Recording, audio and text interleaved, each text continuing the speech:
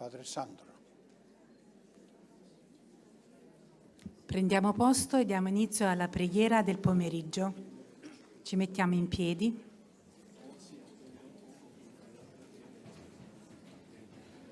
Già si sono alzati. Tiene lì il cardinale, aspettiamo.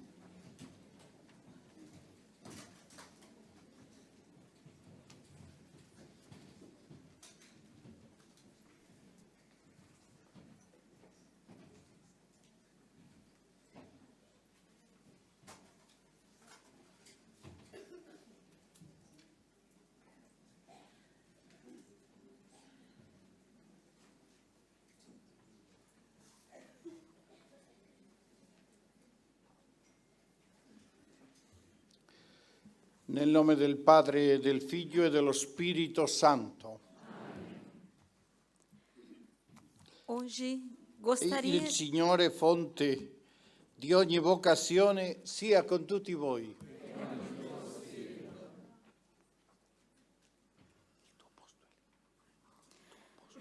Hoje, gostaria de analisar a experiência dos 2 discípulos de Emaús sobre o que fala o Evangelho de Lucas. Imaginemos a cena. 2 homens caminham desiludidos, tristes, decididos a deixar para trás a amargura de uma vicissitude mal-sucedida. Todos nós, na nossa vida, tivemos momentos difíceis, obscuros, momentos nos quais caminhávamos tristes, pensativos, sem horizontes, somente com um muro à nossa frente. E Jesus sempre está ao nosso lado para nos dar esperança, para nos aquecer o coração e dizer: vai em frente, estou contigo, vai em frente.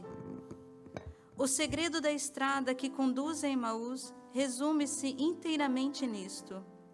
Mesmo através das experiências contrárias, continuamos a ser amados, e Deus nunca deixará de nos querer bem. Deus caminhará sempre conosco, sempre, até nos momentos mais dolorosos, nos períodos mais difíceis, também nos momentos de derrota. Ali está o Senhor. E esta é a nossa esperança. Vamos em frente com esta esperança, porque Ele está ao nosso lado e caminha conosco sempre.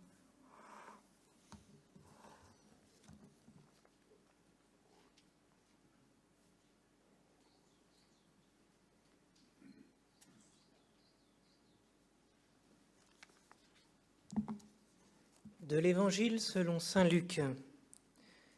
Et il s'entretenait de tout ce qui s'était passé. Pendant qu'ils parlaient et discutaient, Jésus s'approcha et fit route avec eux. Mais leurs yeux étaient empêchés de le reconnaître. Il leur dit : « De quoi vous entreteniez-vous en marchant pour que vous soyez tout tristes ? » L'un d'eux, nommé Cléophas, lui répondit : « Es-tu le seul qui, séjournant à Jérusalem, ne sache pas ce qui est arrivé ces jours-ci ? » « Quoi ? leur dit-il. Et ils lui répondirent : « Ce qui est arrivé au sujet de Jésus de Nazareth, qui était un prophète puissant en œuvre et en parole devant Dieu et devant tout le peuple, et comment les principaux sacrificateurs et nos magistrats l'ont livré pour le faire condamner à mort et l'ont crucifié. Nous espérions que ce serait lui qui délivrerait Israël. Mais avec tout cela, voici le 3e jour que ces choses se sont passées. Il est vrai que quelques femmes d'entre nous nous ont fort étonnés, s'étant rendues de grand matin au sépulcre et n'ayant pas trouvé son corps, elles sont venues dire que des anges leur sont apparus et ont annoncé qu'il est vivant. Quelques-uns de ceux qui étaient avec nous sont allés au sépulcre, et ils ont trouvé les choses comme les femmes l'avaient dit, mais lui, ils ne l'ont pas vu. Alors Jésus leur dit : « Ô homme sans intelligence, et dont le cœur est lent à croire tout ce qu'ont dit les prophètes. Ne fallait-il pas que le Christ souffrit ces choses et qu'il entrât dans sa gloire ? Et commençant par Moïse et par tous les prophètes, il leur expliqua dans toutes les Écritures ce qui le concernait. Acclamons la parole de Dieu. Nous rendons grâce à Dieu.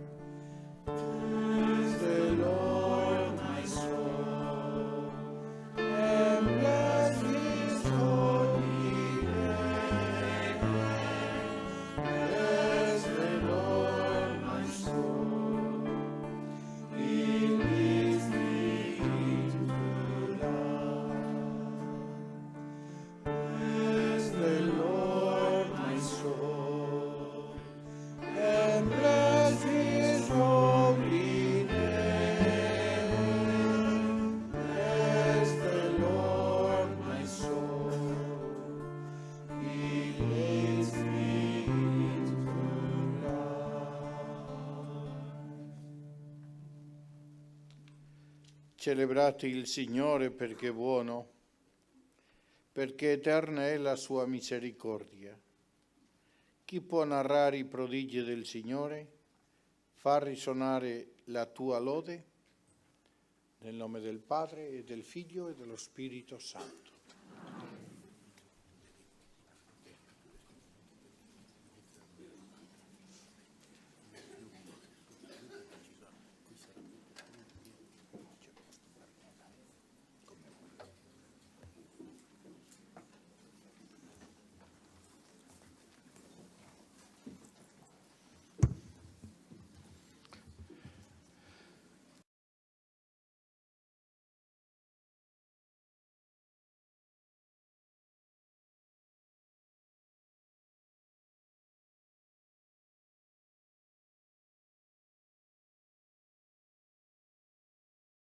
Well, it seems that the moderator is on her way to here to join us here. So we saved. So just 2 seconds. But it's due to the traffic, traffic jams. Avete riposato un pochettino? Have you rested a little bit?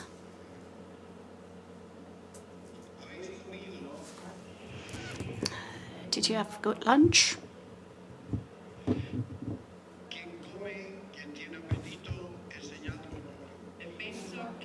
Well, I think that those are hungry have had the opportunity of eating. When I was the rector of the seminary, when there was a crisis, I immediately jumped to the kitchen to see how they were going there, because if all the issues have been solved in the kitchen, half the issues would be immediately solved.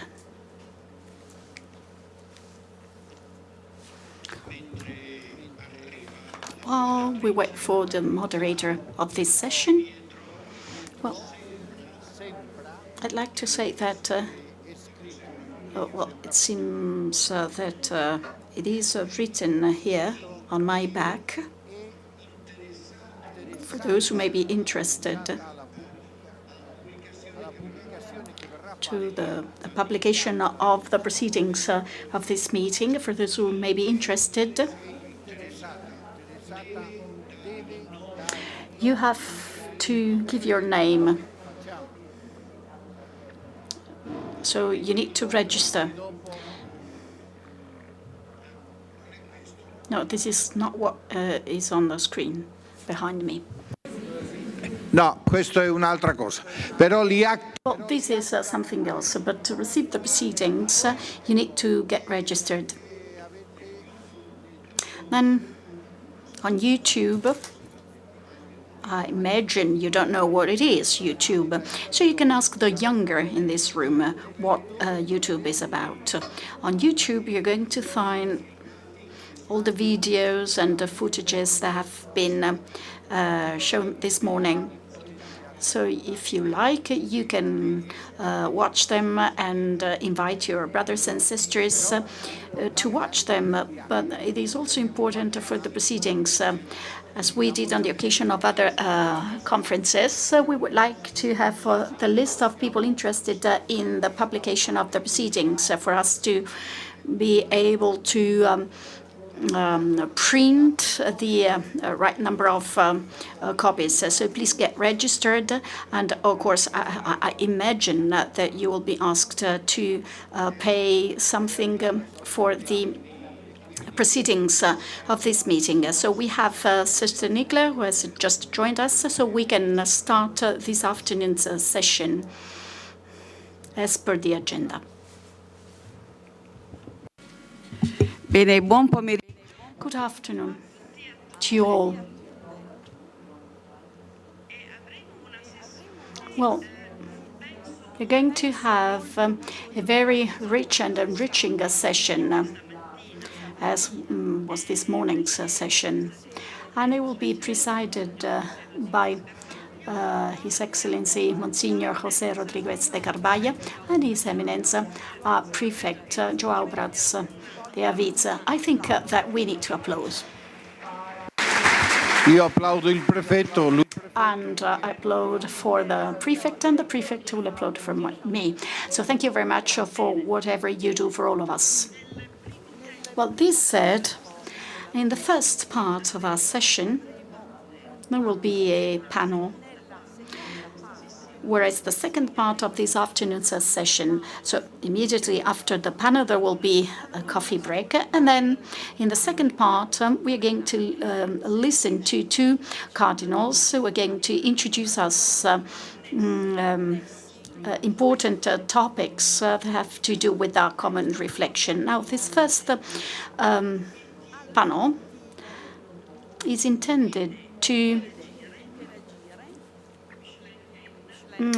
listen to Micheline Kenda, Maria Goretti Lee, Juan Biton-Arellano, Mary Johnson, Mario Llanos. And there's an underlying question. What hermeneutics can be useful to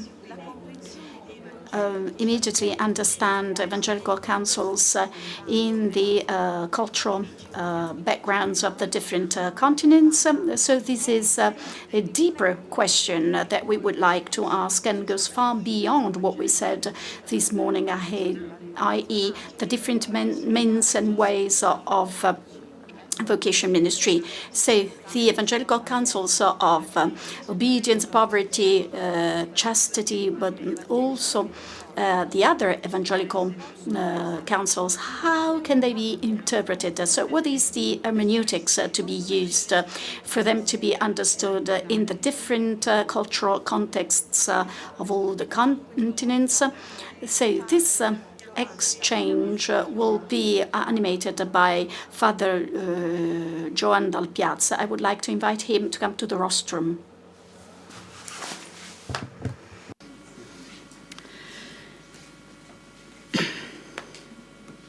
Father Giovanni Dal Piazza is a Camaldoli monk.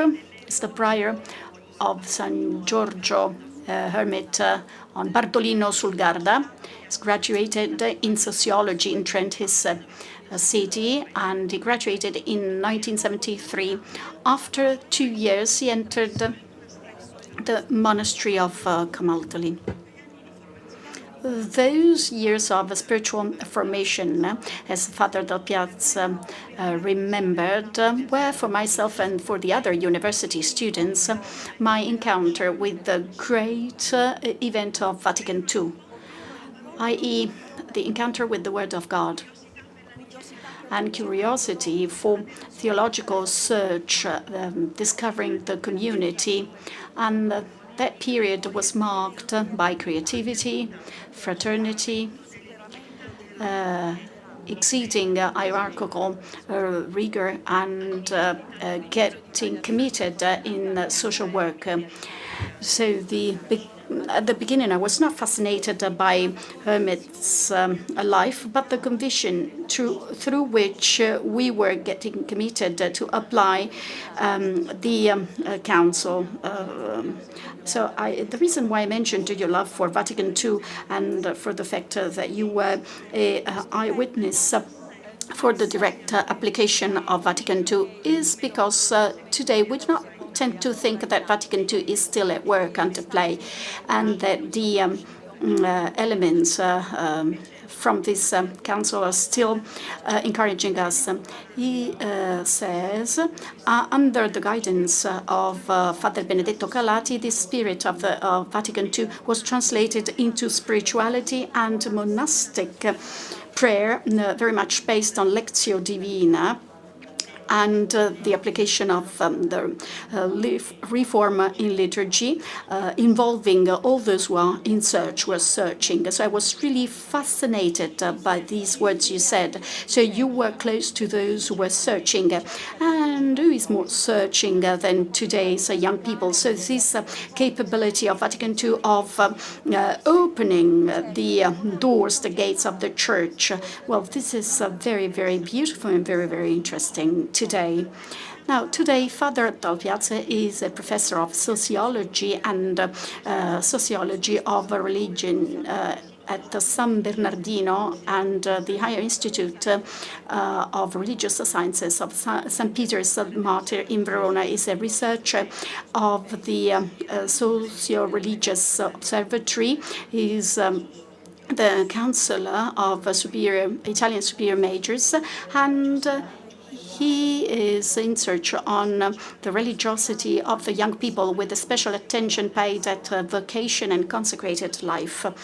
Well, today I've asked a question to Father Del Piazza, and the question is, what is the focus?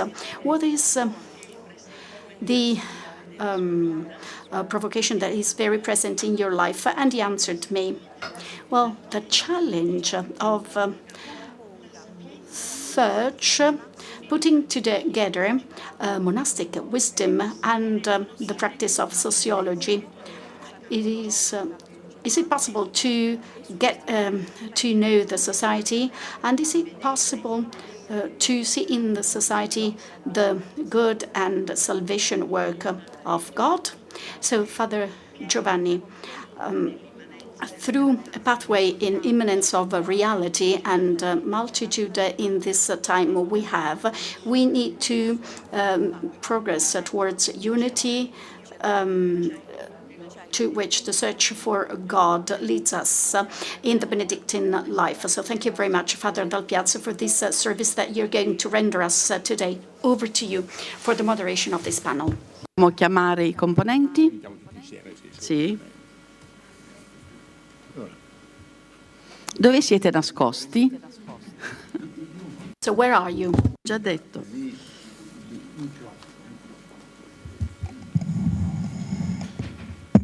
Allora c'è Kenda lì. So we have Kenda, Lee, Jano, Johnson, Ci mettiamo. and Arellano. Sì, io vado via. Ah, lei scappa. Sì, vengo qui. Una presenza fuggevole la sua. Prego. Allora,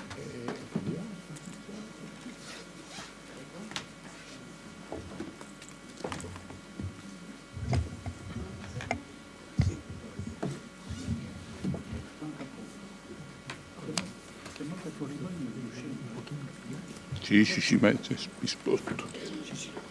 Ecco. Ci stiamo?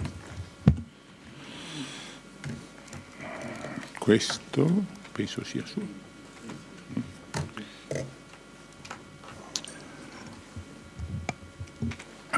Abbiamo chiesto a tutti So we've asked everybody around this table to be short. They had prepared more enriching contributions, but you're going to read them for those who are interested. You have to get registered for the proceedings. So this is just the appetizer of a larger meal. So they asked to be very short. Then, if we have some time left,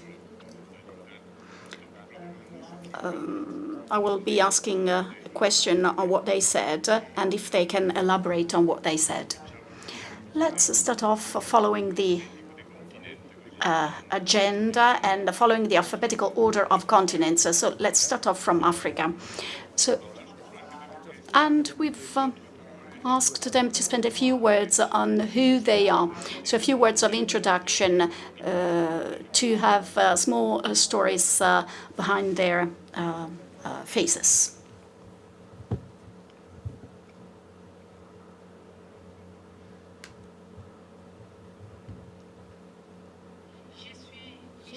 My name is Micheline Kenda. I'm a sister from the Holy Family of Bordeaux. I've worked very hard in initial formation, in the different stages of initial formation, and I'm in the General Council, which gives me the opportunity of meeting with the young people in various countries, and namely in Africa. I will talk about the fundamental elements of the consecrated life from an African perspective within the framework of Vocation Ministry. As I was preparing to give this brief reflection on, I became aware of several issues, some quite paradoxical, and I will share with you some of these questions, grouping them around three main elements: the desire that leads to the encounter, the focus on life, and the energy of love. It is true that consecrated life in Africa is generally on the increase, as is Christianity. According to 2014 statistics, there is an increase of approximately 20% in the number of religious, and it is the same for other forms of consecrated life. At the same time, there is also a population increase in Africa. Yet, while Africa is experiencing a certain surge in consecrated life for men and women religious, it is at the same time plunged into serious crisis, political, social, and economic. What is the place of consecration within this whirlwind? What form should consecration take today? I will discuss this from a pastoral point of view, starting from my contact with young people. The first key element touches on desire. What is your desire? I'm borrowing these words from a songwriter. What is your desire? What is your longing? What is your hope? What is your song? What is your hurt, your wound? What is your healing? Desire for the absolute is a force. This is the foundation for all the rest, where motivation is formed for a commitment to God through the evangelical counsels in the variety of its forms. It is the Spirit who awakens the desire to respond fully. It is He who guides the growth. The desire for God or for the absolute may be confused at first. It can appear as the will to commit oneself to something different, sometimes even with a tendency towards acting outside the law. And this is where Christ speaks to the heart in a discreet way. The Vocations Ministry or pastoral care of vocations permits the young person to get in touch with this desire, this inner voice. It stokes the fire in order to arouse the passion for Christ and his mission. It is the task of formation which requires good accompaniment. Desire leads to the encounter with God, with Christ, who's becoming the raison d'être for the person who chooses to live with him and for him through a path of conversion and transformation, one comes to identify with Christ. In the African context, many people go through the pain of witnessing suffering around them or have suffered intensely themselves. The encounter with Christ heals.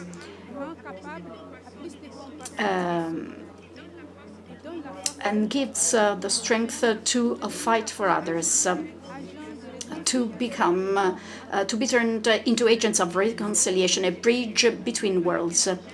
And this demands a life of prayer and contemplation. The African has a deep sense of God, of the divine, of the sacred. He puts God in everything he does, sometimes with exaggeration and with deviations. The risk here is that one does not commit oneself and one wants God to do everything. In reality, trusting God is total, but how to channel this desire for God, this thirst for God, that can be a springboard for consecrated life?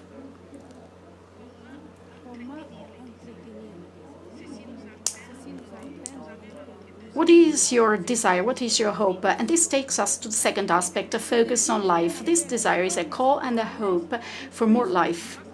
When the meeting with Christ takes place, there is a turning point, a response to be life, to share the life that we have become aware of. For Christianity is a call to life. Seeking fullness of life is also characteristic of the African. Jesus says, I came that they may have life and life in abundance. How to believe in a life in abundance in the context of death, abuse, oppression, and domination that prevails in Africa? How to contribute to sustaining life? Through commitment to live the evangelical counsels, the consecrated person wants to be conformed to Christ and so become a bearer of life. So, what purpose do they fulfill when we are surrounded, immersed in a world of abject poverty, where even the most basic needs are not met, and when we proclaim the joy of religious poverty, when the reality questions us because of the living conditions of those experiencing total destitution? And what meaning do we find in celibacy when having children is so highly valued? And again, how to reconcile freedom with the obedience and the reality of the abuse of power with the service? We say to the young that they can find the fullness of love in the gift of themselves, reserved for the kingdom, which is a greater good. In African culture, to delay gratification in order to attain a specific purpose is quite normal and is seen as a value. Celibacy in itself does not have much meaning if it is not perceived to be in view of greater good. My grandmother told my sisters and brothers that by entering religious life, I was going to bury the children that God put into my womb, and I thus would impoverish the clan, an example not to follow. Unless it meant that one would be set aside in order to pray for all those who do not pray and to glorify God.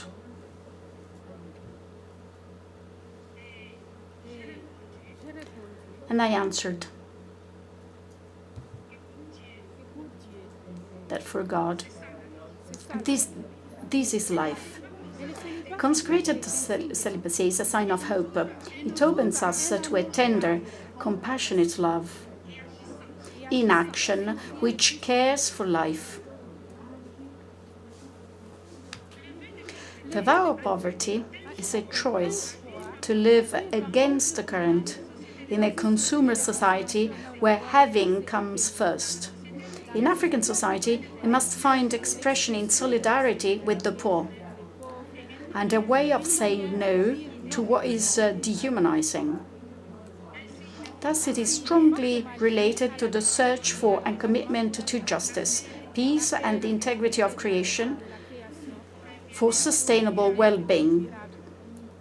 while emphasizing the inner attitudes of spiritual poverty and letting go, non-possession and total self-giving. The awareness of being part of the creation,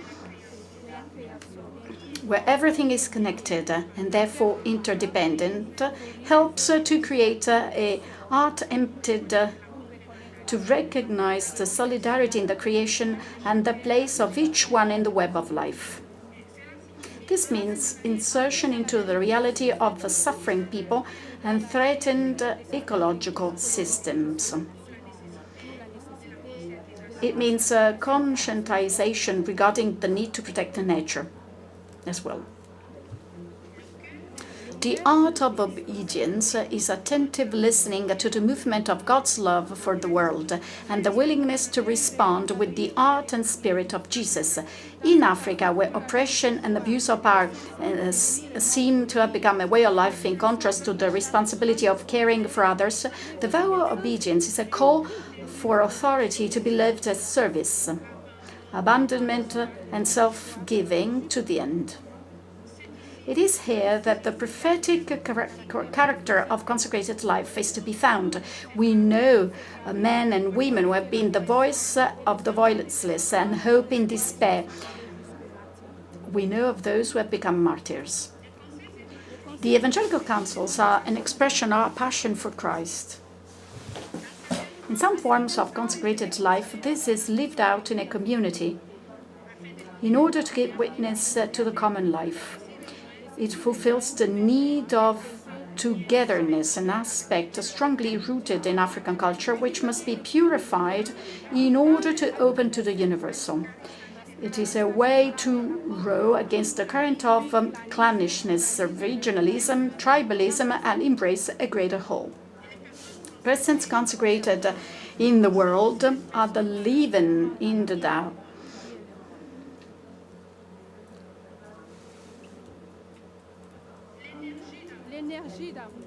The energy of love. God is love. The seed of love in us and connects us with everything. The Trinity is at the heart of the universe. It is the communion of love. The consecrated person wants to be a reflection in this Trinitarian love and spreads love throughout the world, heals the world, and can be a creator, an expert in communion, as Pope Francis says, so that all may be one.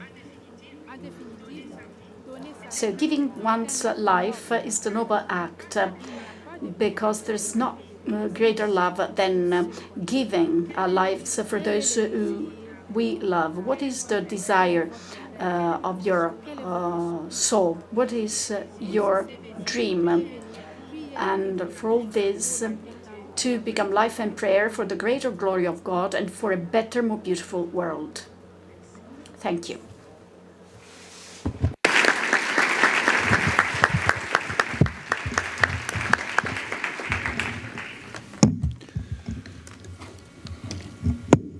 Grazie. E adesso... So thank you very much.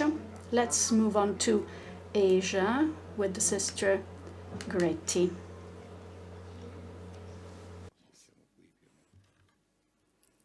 Good afternoon. My name is Sister Maria Goretilli, belong to Sisters of St. Paul of Chartres. I'm Korean.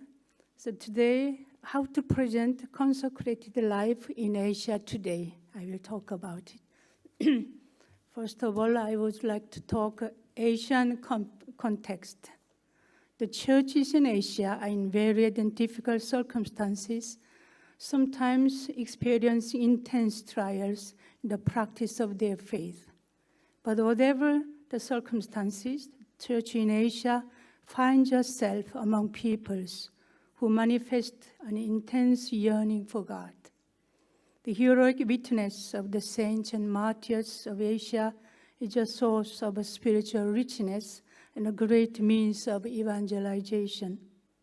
The major religious and cultural currents in Asia, especially Buddhism and Hinduism, are appreciative of monastic life, an exclusive search for union with God. A general sense of the sacred and the basic values of a religion and religious practices, marriage and family, harmony and nonviolence, present in most Asian hearts, make the Asian Church a fertile soil for vocations. A few countries in Asia still have been blessed with a number of vocations to religious life. In spite of modernity and scientific progress, young men and women full of zeal and enthusiasm desire to dedicate their lives in the service of the poor and the marginalized. It is admirable to note that the Christian families in some parts of Asia still consider their children responding to the call of the Lord as a blessing and a privilege, and encourage them to commit themselves to this life. However, there are also dimensions of the Asian context that impact heavily on families and vocations.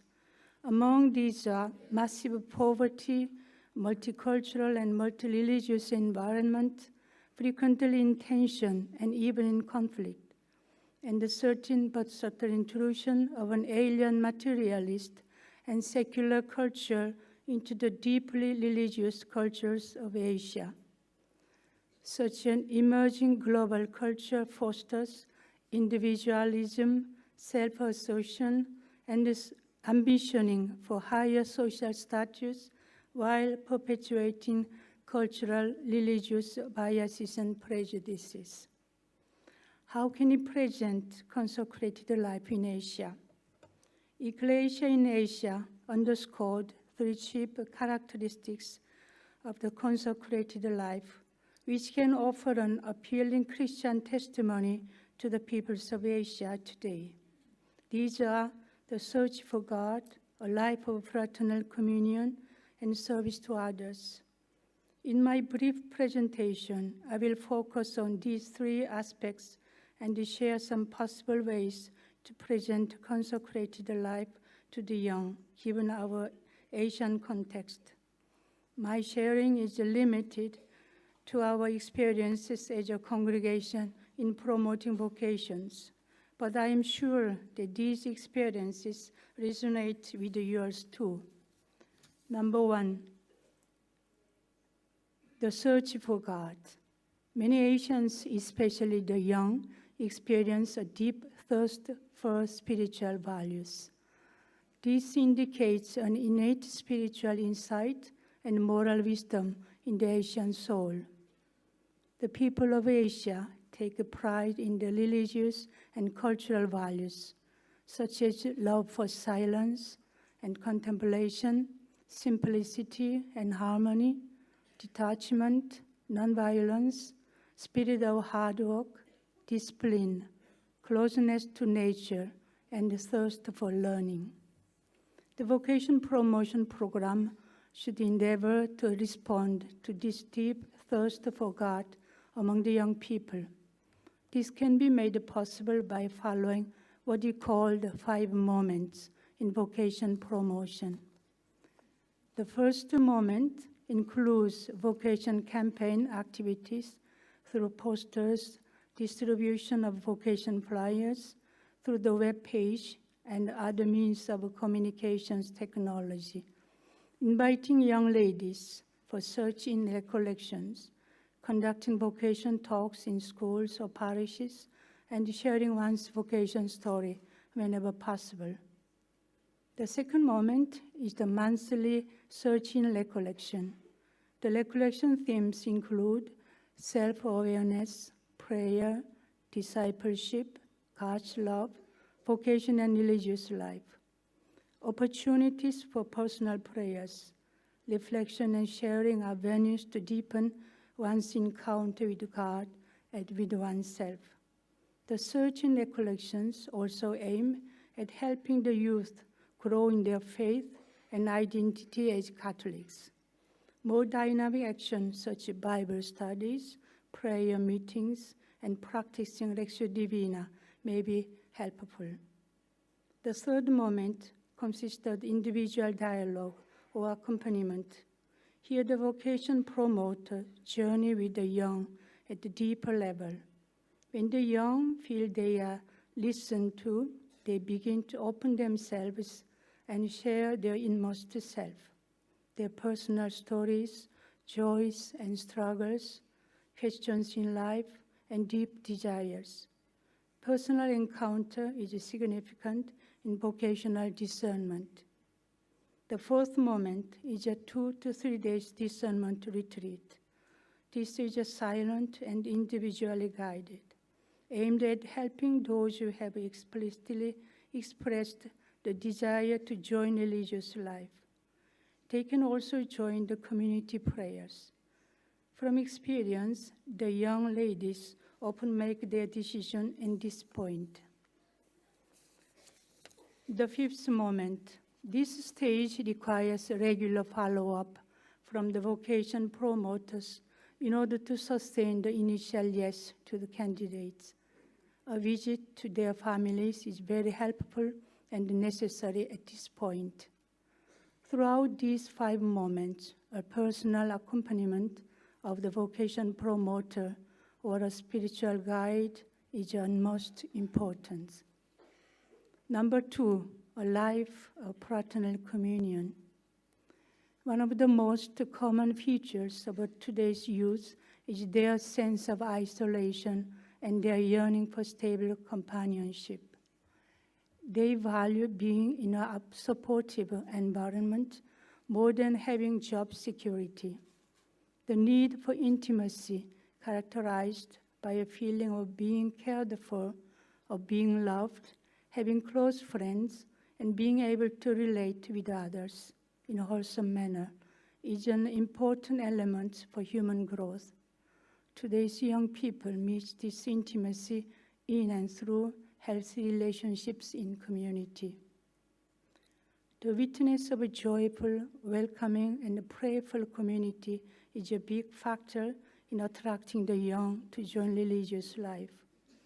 We, the senior members of the community, need to present ourselves as sisters who have drawn much fruit from our life of consecration and from our fraternal communion, and have found peace, joy, love, and passion for God and His kingdom. Witnessing is the key to our being religious in Asia today. The witness of a communion in our international and intercultural communities, especially the evangelical manner of practicing mutual acceptance in diversity, of exercising authority, and the example of sharing material and spiritual goods, render consecrated life an effective evangelizing presence. Number 3, service to others. Asia is thirsting for the living water that Jesus alone can give. Our one call in Asia is to continue Jesus' mission of service and love, so that all Asians may have life and have it abundantly. The presence and the loving service of the consecrated persons in the various ministries, in the schools, parishes, pastoral healthcare centers, and social welfare agencies are fertile grounds for encountering the young people. Over and above the particular task that we do, our specific contribution to evangelization is first of all the witness of the life totally given to God and to our brothers and sisters, especially through our ministries among Christians and non-Christians alike, among the poor and those who live in the margins of society, like the indigenous peoples and migrants, and those who are mentally and physically challenged. Exposure of the young to these fields of apostolate may ignite their desire to serve their brothers and sisters in need. Saint John Paul II taught that the family is the primary and most excellent seedbed of vocations to life of consecration to the kingdom of God. Pope Francis also often stressed that all vocations make their first steps in the family. There is the Christian family, that strives to live the faith fervently, that is open to a life of service, and that fulfills its duties to God and neighbor, that becomes the rich soil for vocations. Hence, family ministry is one important area that we need to strengthen. Through such means as family renewal programs, family catechesis, family prayer groups, family counseling, ministry of migrants and their families, basic ecclesial community building. In conclusion, while vocations to the consecrated life are flourishing in some young churches like East Timor, and in those which suffered persecution like Korea and Vietnam, we cannot deny that fact that vocations are a real challenge and which directly concerns our own institute and the whole church as well. In this difficult situation, we put our confidence in the Lord Jesus, who continues to call men and women to follow him. Vocational discernment and formation would have the entire center of the potential of the individual to respond honestly and generously to the call of the radicality, to what Jesus has himself described as non-conformity to the values of this world. We should dream not so much for the greatest number of vocations, but for suitable persons, no matter how few, who can be a creative minority, genuinely responding to the call to radicality and sacrifice. Thank you.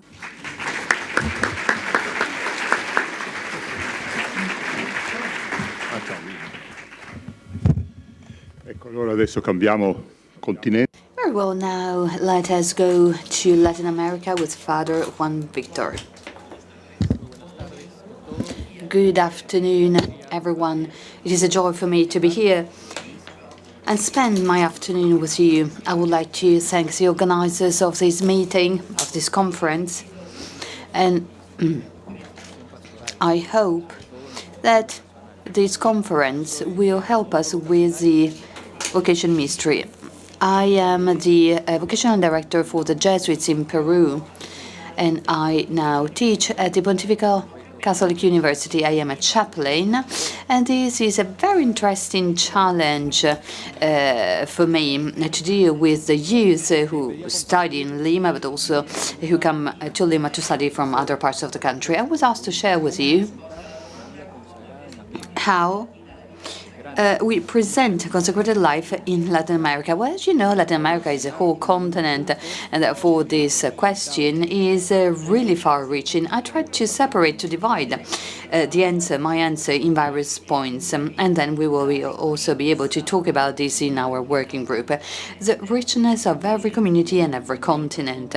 As I told you, I come from Latin America, and I would like to present my reflections through the method of Aparecida from the theological viewpoint, that is, to see, judge, act, to see the youth of Latin America in general. It is impossible to talk about the reality of the youth, nor about the identities, their identity. In fact, we're talking about very diverse realities and very diverse identities. And I focus on three specific aspects. Who are the youth that we try to address? And without being a prophet of doom, even if I realize the richness and the hopes, the dreams, and the capacity that the youth have to always go on with their lives, what we may say is that the youth also are fragile, they are vulnerable. And they are vulnerable within the family and also within the society. They are also fragile and vulnerable in the ecclesial sector. In fact, the youth who they are fragile in their interpersonal relationships, also in their own personal story. And as this goes hand in hand with fragility in the family. Now, this fragility, this vulnerability, is also present in the family as a model. And clearly, the challenges in the society are becoming more and more, as St. John Paul II also said, and this clearly leads to bigger problems. We know that the society in Latin America is very fragile from the moral viewpoint. In fact, that there is a lot of corruption, and in the past, these vulnerabilities have never been so visible as today. When Pope Francis visited Latin America, he talked about corruption in the world, but he called corruption the cancer of society. And this clearly also has an impact on the vulnerability of the youth. This is also accompanied by another factor that has also emerged yesterday in Father Pasquale's presentation, superficiality. The youth may be confronted with superficiality. Now, with regards to the Church in Latin America, well, superficiality is a challenge. Also, the Church in Latin America has to continue to put at the center Jesus Christ, at the center of its life, Jesus Christ. This is a major challenge for the Church in Latin America. We need to be close to the society, but especially, most especially with the youth. The youth need to be welcomed in the Church of Latin America, but also in the Church in the rest of the world, clearly. And again, Pope Francis insists on this point. What does it mean to have an outgoing church? This is something that the Holy Father has insisted on a number of occasions. If you read his homilies, well, we can find answers in his writings that he wrote when he was Archbishop of Buenos Aires. Now, how can we respond to these challenges and to these diverse realities? Well, I have 3 points: passion, patience, and proposals. Passion, patience, and proposals. Now, passion.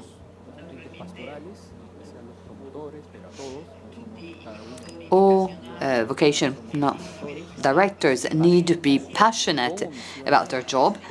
Patience with myself and with the others, because in the Vocation Ministry we need to be patient. And then thirdly, proposals. We must present the Church as a family. So, passion. John 15, remain in my love. Stay. It is not possible to do anything without passion, without zeal, because otherwise, sooner or later, everything will end. So, passion for what we propose, passion for vocations to which we were called.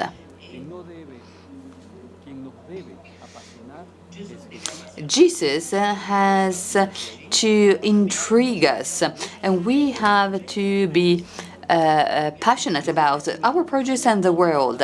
We should not belittle our mission to a simply working procedure, to a lifestyle, and to follow practices that may lead us to fence ourselves in ourselves, as we heard yesterday in one of the presentations. So when we get in touch with the others, we really need to see whether we have this passion or not,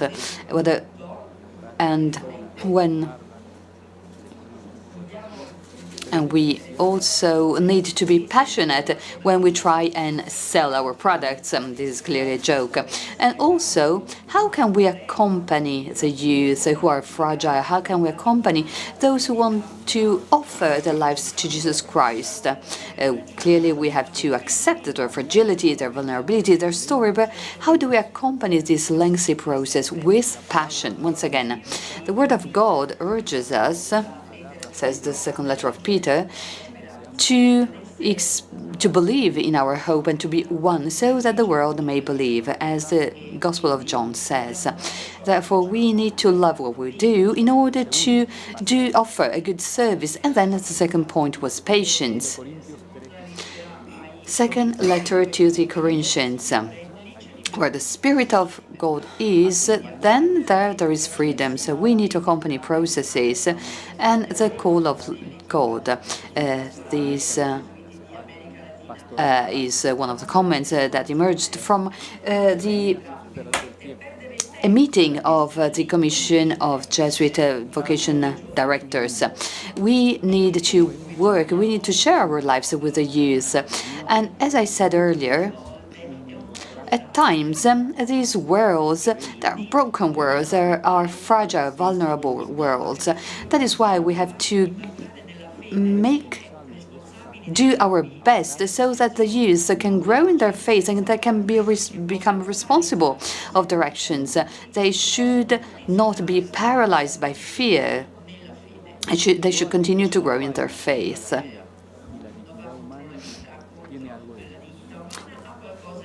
Everything has in itself something that has to do with God.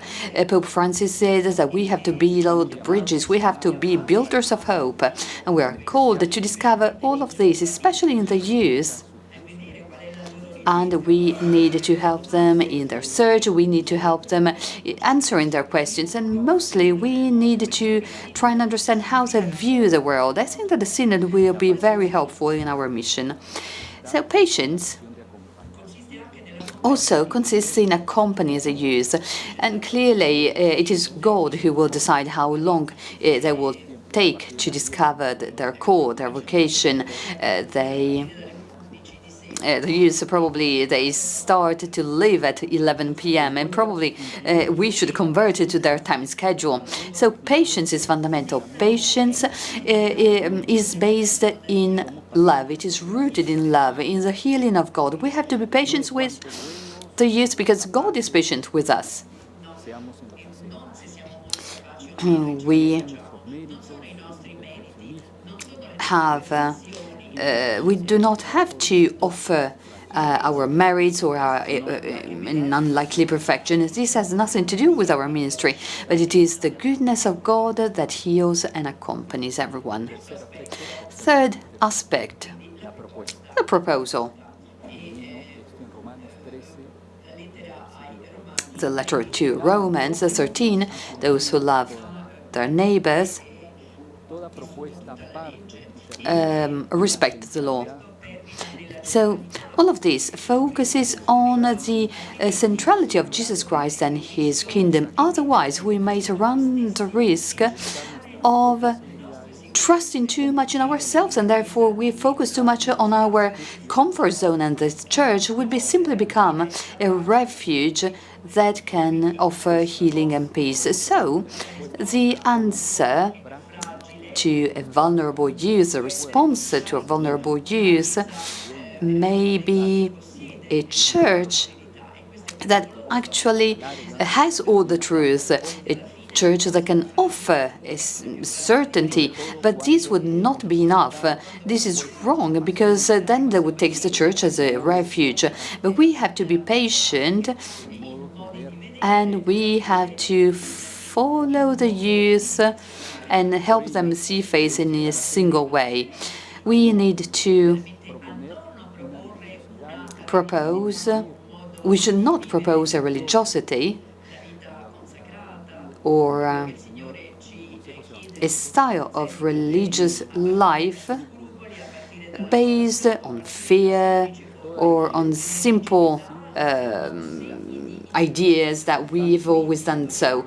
This rigid viewpoint, the strict viewpoint, is a sign of vulnerability. So we always have to be rooted on the gospel and Jesus Christ. If we move away from Christ, we become slaves of forms, of numbers, and also we fall victim to a lack of hope. Jesus teaches us to trust in him. Also, in our most difficult moments, Jesus teaches us to support those who feel neglected. And starting from this position, we have to trust in God, because he can transform our personal life journey. I cannot do what I want with what is mine, or you envy me because I am good. So in this sense, the ecclesial life, sacramental life, is really at the basis of everything, because it has to give new impetus to the soul. It should not block it or hinder it. The Eucharist that we celebrate with the youth should invite us to reach out to others, because otherwise we have not understood the profound, the deepest meaning of the Eucharist. And the same goes for holiness, as Vatican II mentions, and we also have an expert of Vatican II. Holiness, said Father Rupe, means to be an alter Christus, to follow in the footsteps of Christ, to live our love for Christ and our neighbors. This also helps us to see that God always goes beyond anything that has been established, especially when it comes to loving his children. We are communities who at times form ghettos, or we form a church that is a bit detached from the society, from the world. We have to walk instead plunged into this society. We have to be a sign of our faith. Especially, we have to show our commitment, as Pope Francis said to the youth in Colombia. The kingdom of God reaches out to the others, to everyone.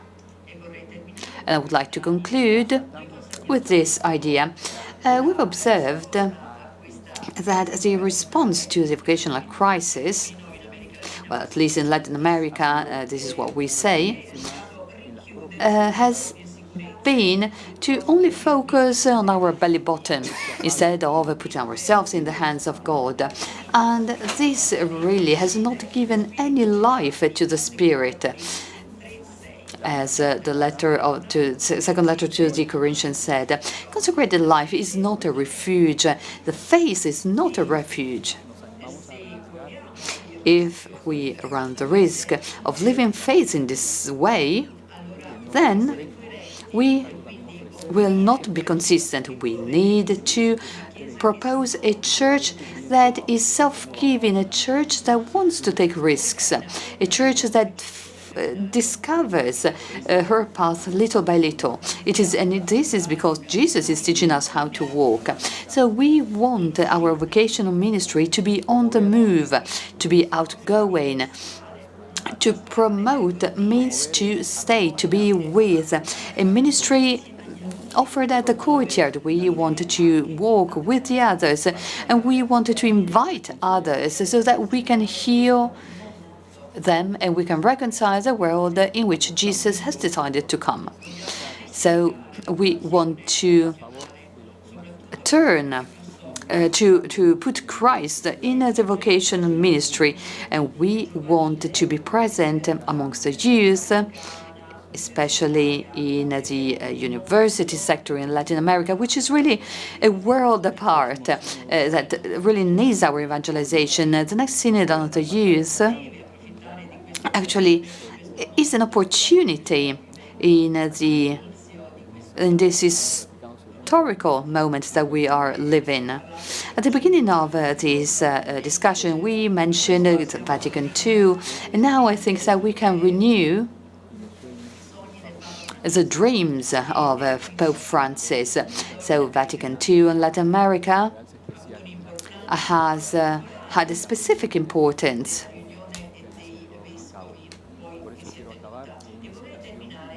And I would like to conclude with a quotation from Aparecida, number 220. In Latin America, consecrated life is called to be the life of a disciple's life, compassion for Jesus, merciful love, with a deeply mystical and community spirit. religious life is called to be a missionary life with passion for the announcement of Jesus Christ. So we need to be prophetic, and we need to show the shadows of the world in the light of Jesus Christ, and we need to point out new paths of life. Therefore, we need prophecy that can offer life. And we also need to continue the story of martyrdom of many consecrated people in the continent. We have to serve the world, following the footsteps of Jesus, who is present in the least of our brothers. We need to serve a consecrated life. A consecrated life has to be prophetic, otherwise it is neither life nor consecrated. Thank you. Capisco che si è... I understand that we ask them to really do the impossible because they only had a few moments, a few minutes to say it all. The microphone is off.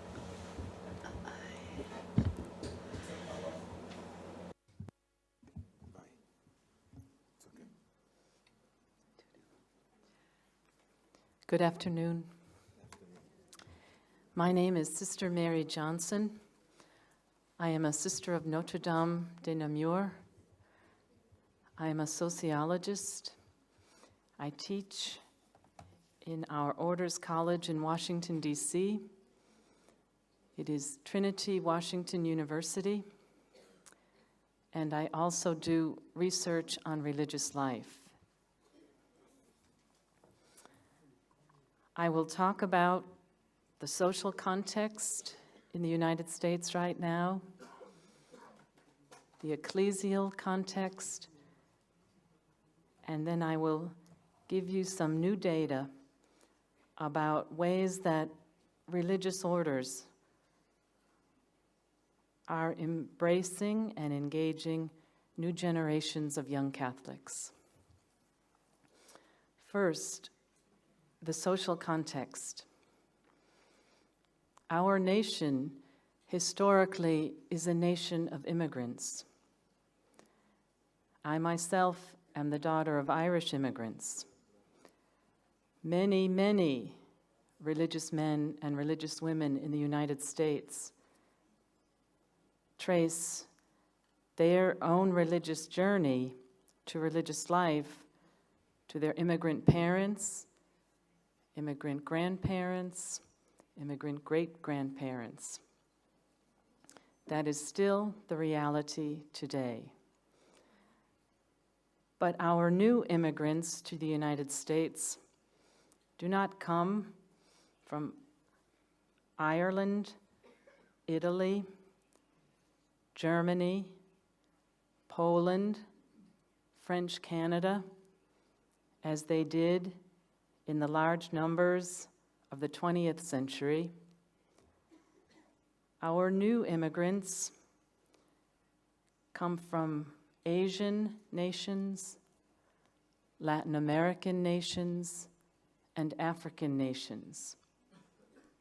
And like the previous immigrants, many are Catholic. They bring deep, deep faith, as their forefathers and foremothers in the magnificent pathways of immigration brought to our country. They bring multiple devotional practices. They bring new saints to us. They bring new ways to pray. They bring a love for the sacraments. They bring the hard work, the strong hands, the great heart, the fine minds of immigrants. But they come at a time of some horrific anti-immigrant sentiment coming from the highest ranks of our government.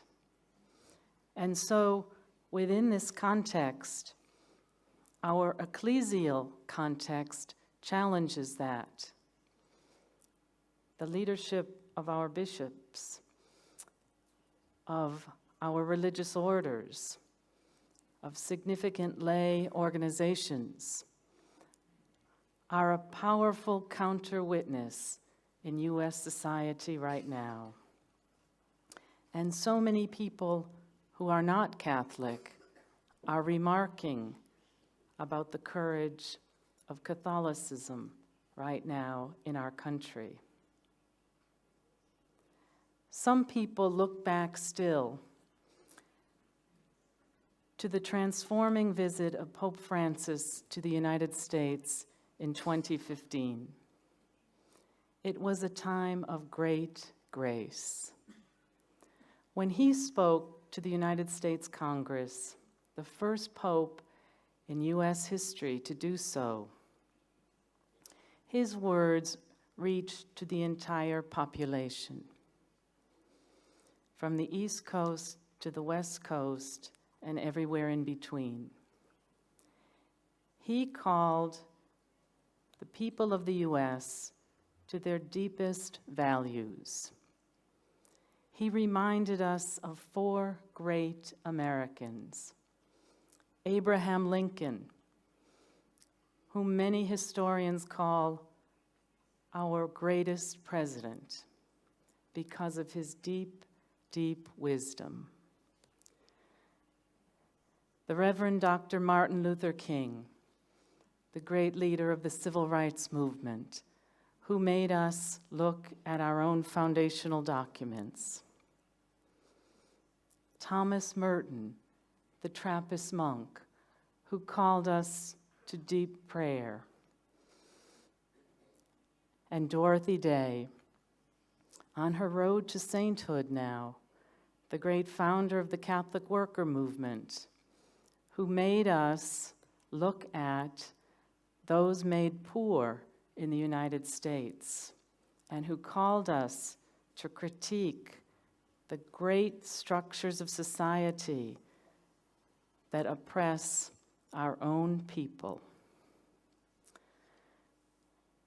Catholics were so proud that 2 of the 4 great Americans Pope Francis cited were Catholic.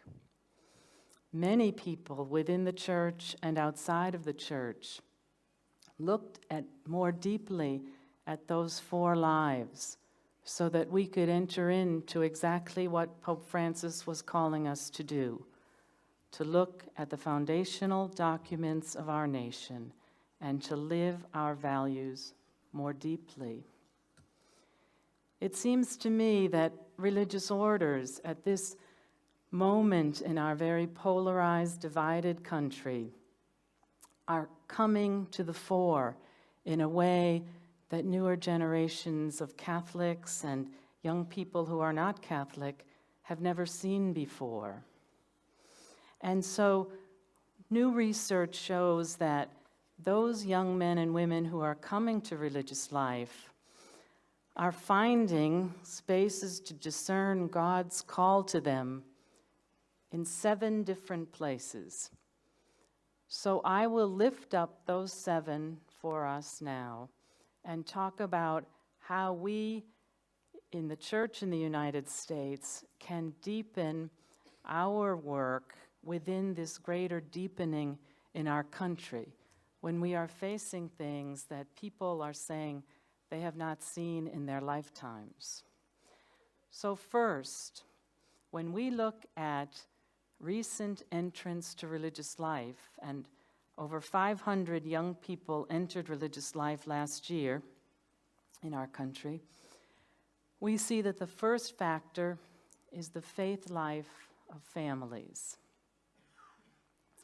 Most members of religious institutes are coming from faith-filled families. The witness of family members who practice their faith and transmit their faith to the next generation is the most enduring influence on the consideration and the discernment of a religious vocation. But this finding calls us to think more deeply about how families can be engaged with religious orders at this time in our history. What new bonds and relationships can religious orders create and sustain as they get to know all of the families that constitute the constellation of Catholic family life in the United States? Families that vary by every conceivable variable. One of the great strengths of the Church in the United States is that it crosses every line. All ethnic groups, all social classes, etc., etc. Speaking of social classes, some of the richest Catholic families, some of the richest families in the U.S. are Catholic. Some of the poorest families in the United States are Catholic. Few religious traditions can cross social class lines to that degree. Secondly, parish life. Most religious grew up in a family which was active in parish life. There are almost 19,000 parishes in the United States. 1/4 of the population of our country is Catholic.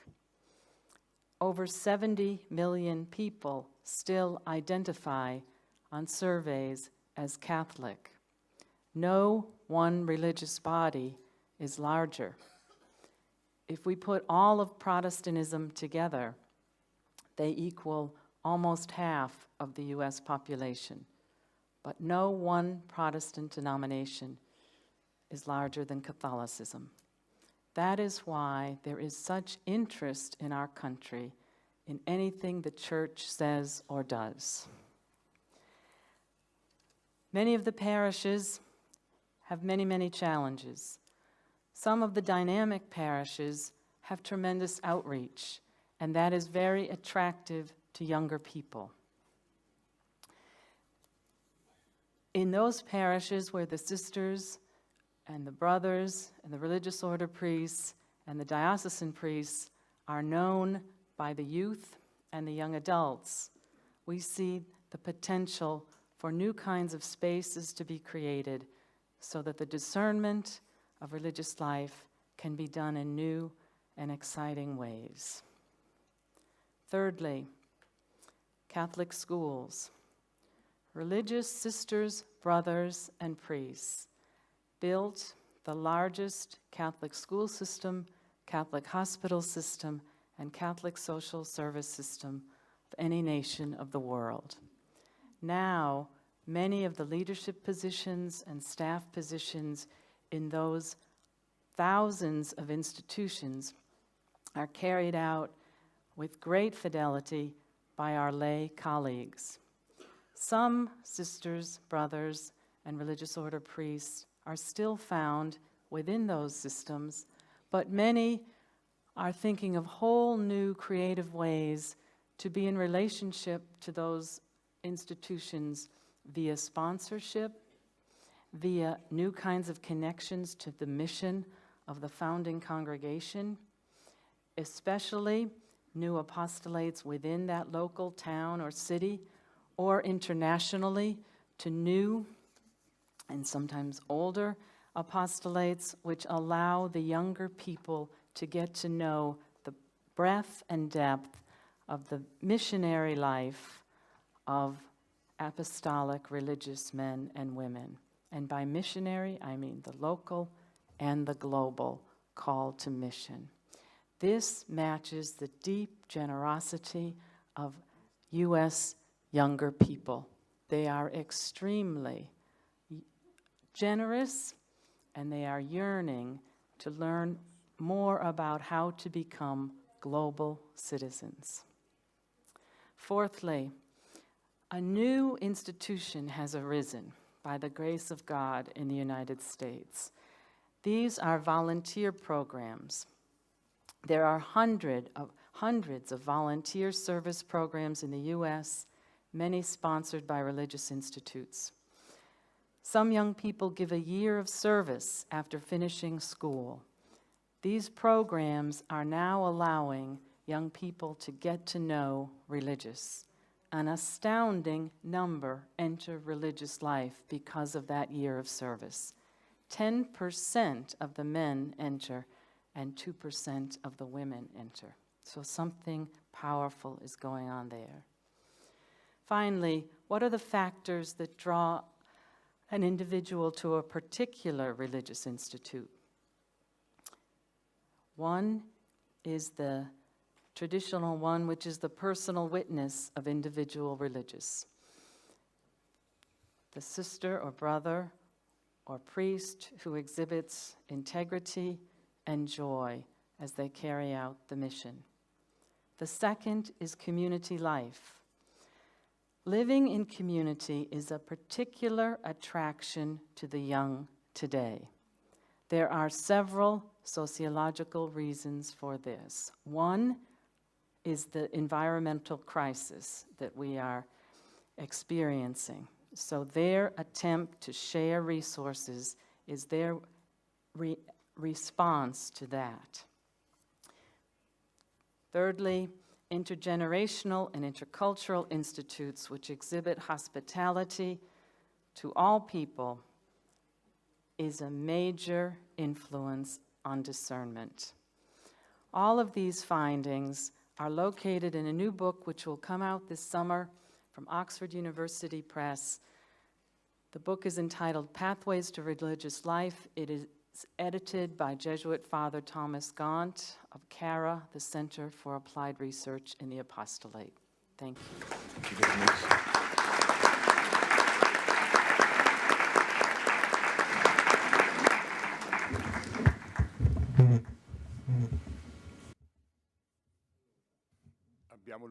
We now have the last speaker, and I think that then we will have many questions to ask, but unfortunately, not sure we will have a lot of time. Now, I will leave the floor to Father Mario Llanos from Europe.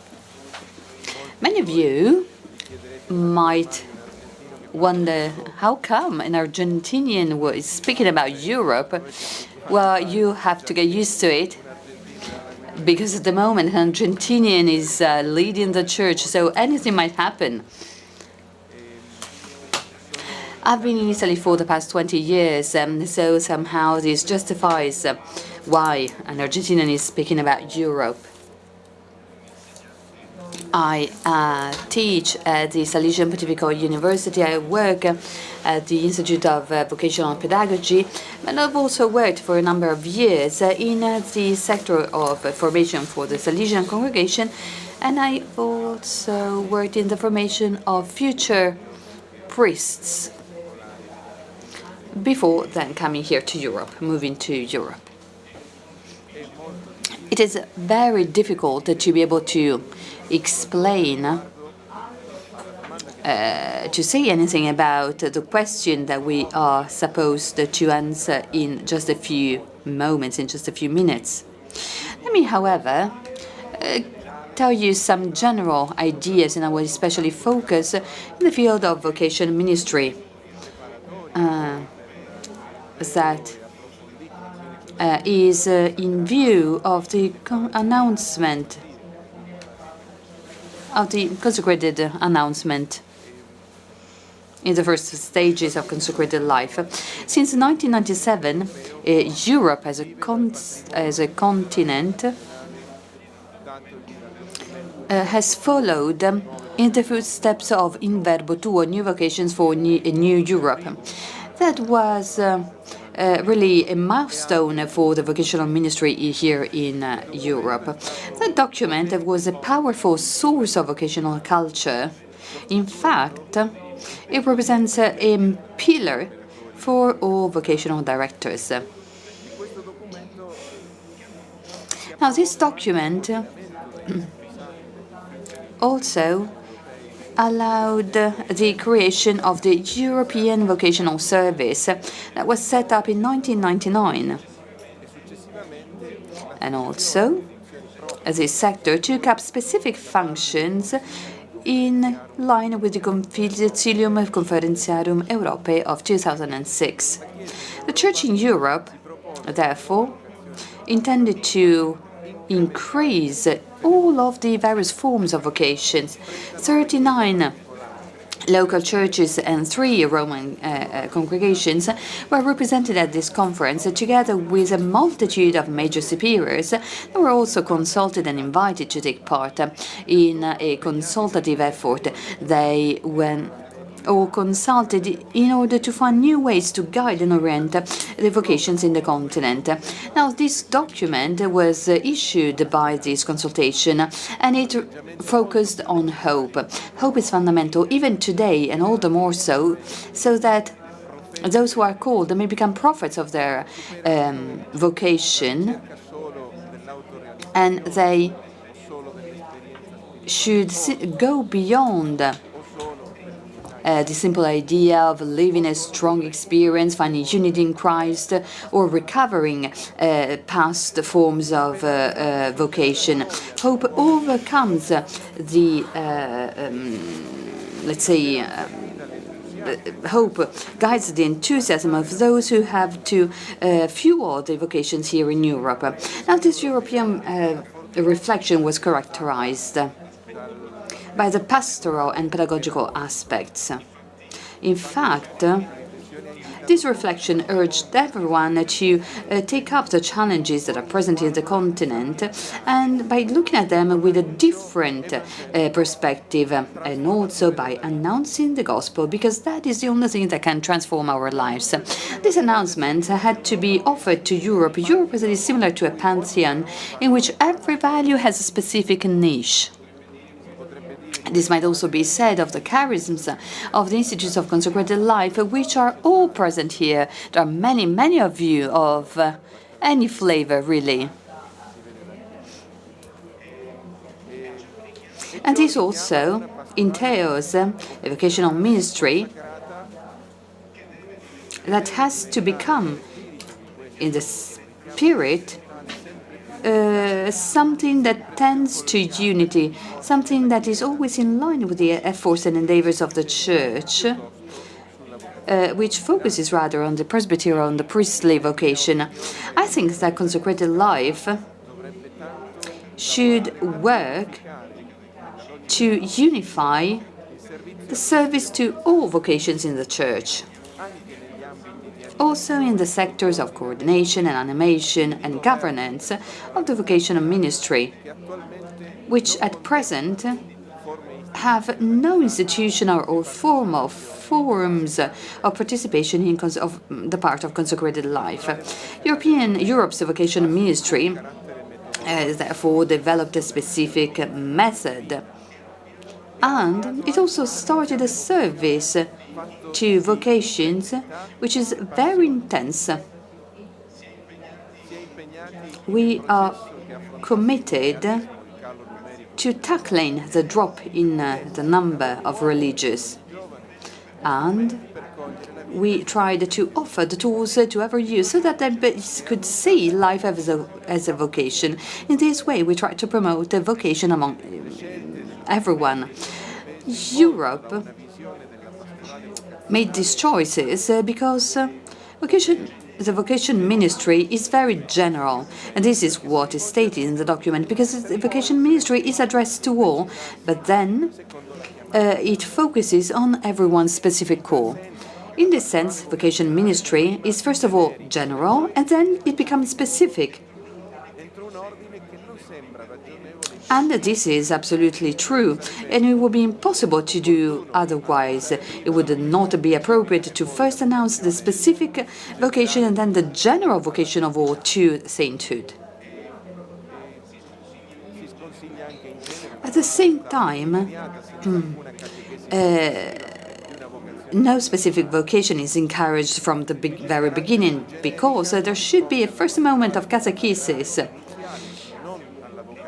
This vocation needs to be cultivated and promoted, and this requires time. In Europe, we also worked in order to produce a vocational ministry that is far from the logic of the hero of the evangelical councils, but we rather focus on gratitude. on recognizing the work of God in us, like the Magnificat.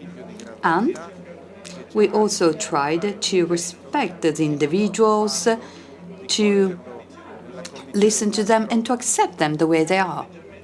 This attitude is also linked to the principle of the integrity of the announcement of vocation.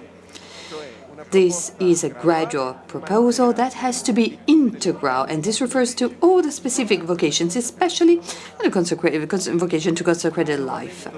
The theoretical renewal that Europe has gone through has not always been extended to all the contexts. In fact, many pastoral workers who worked in other ministries other than vocational ministry, they're still very hesitant to the idea of including the vocational ministry in other sectors of the church. Some call the vocational ministry the Cinderella of all the ministries.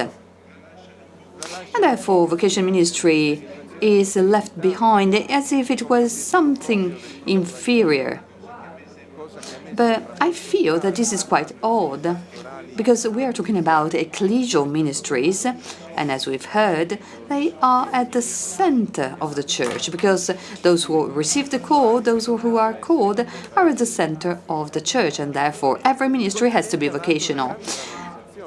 Europe therefore tried to enhance the vocational ministry not only through reflections, but it also established some general principles that pertain to it.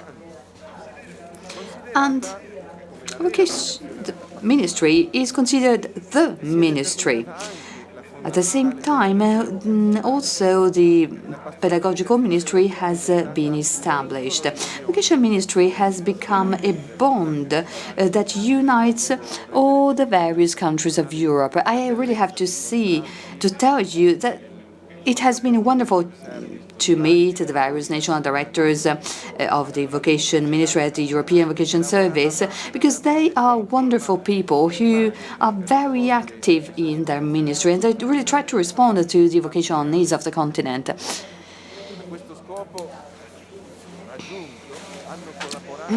The national vocation offices collaborated in the development of these new practices that have worked in a network. Many included among their staffs both consecrated men and women who announced this new vocation, and they opened up their door to a shared vision. An example of this is what we saw this morning in the French proposal. I also think that if we wanted to promote vocation among the consecrated life, we need to focus on the values of vocation ministry. But especially we need to focus on education. What do I mean by this? Clearly, the announcement can be done by the consecrated through their lives. They have to show the joy of living together. At the center of this experience, we need to put our love for Christ. The choice for sobriety, humbleness, and purity of life may transform our relationships and our contacts that we have with the youth, but also with other people, because the youth want to see religious who really bear witness to a quality of life, to a full life. They need to be a prophecy of humanity. They need to give the youth a profound sense of life, and they need to do so with consistency, with transparency. They need to be reliable people. They need to be good people, excellent people, who have to show the vitality of their charisms,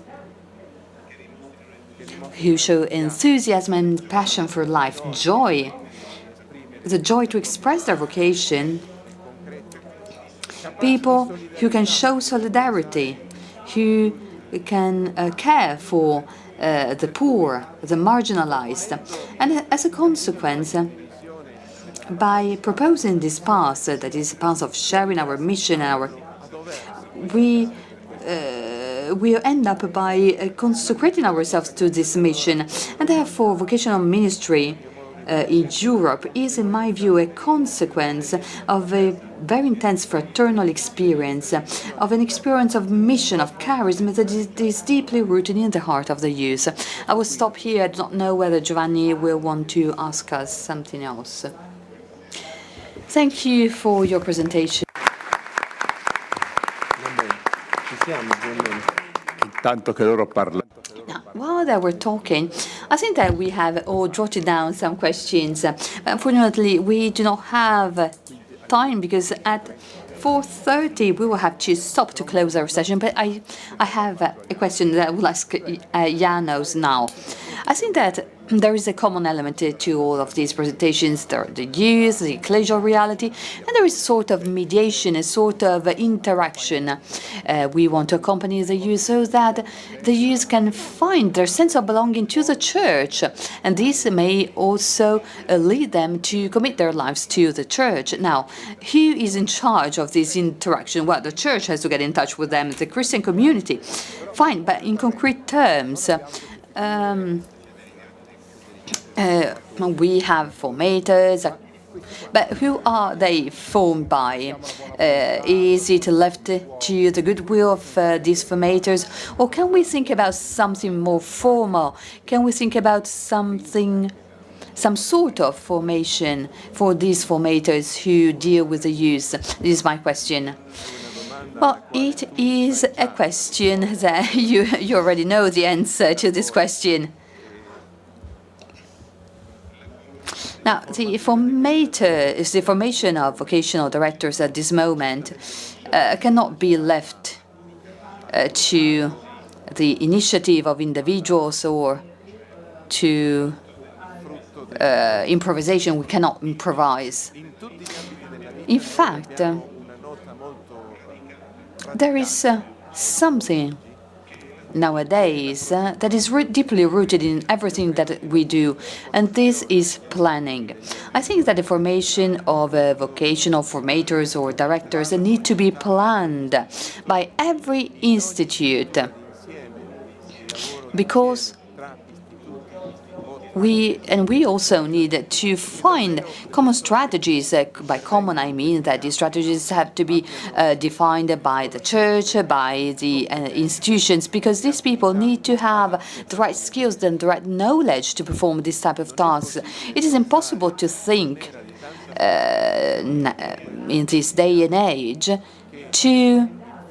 that the heart of our vocations is not addressed with the right tools.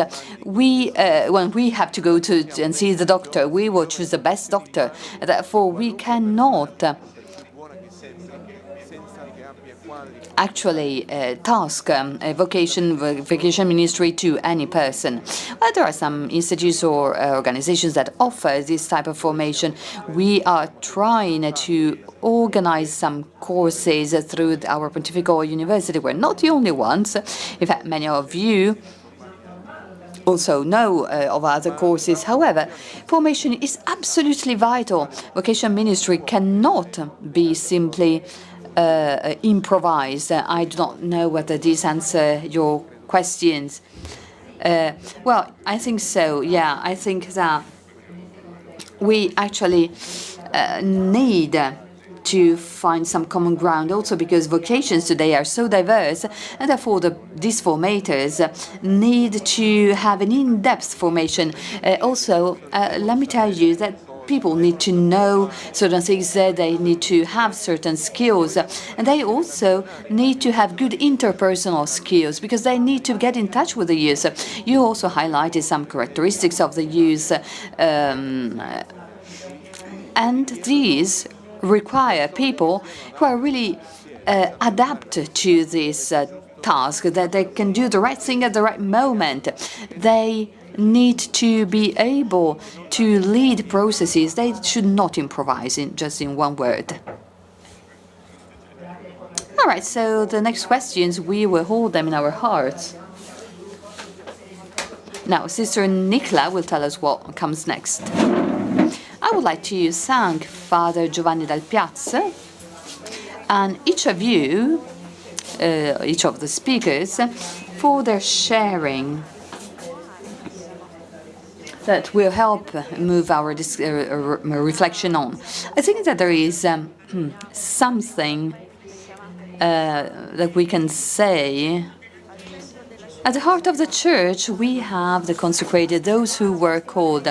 And from this perspective, the Vocational Ministry becomes the ministry of the Church because it wants to give back to both men and women their dignity. We, Evangelii Gaudium says, I am a mission in the world.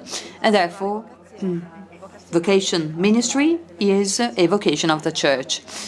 So I would like to thank once again our speakers for their sharing. Thank you. Grazie a te.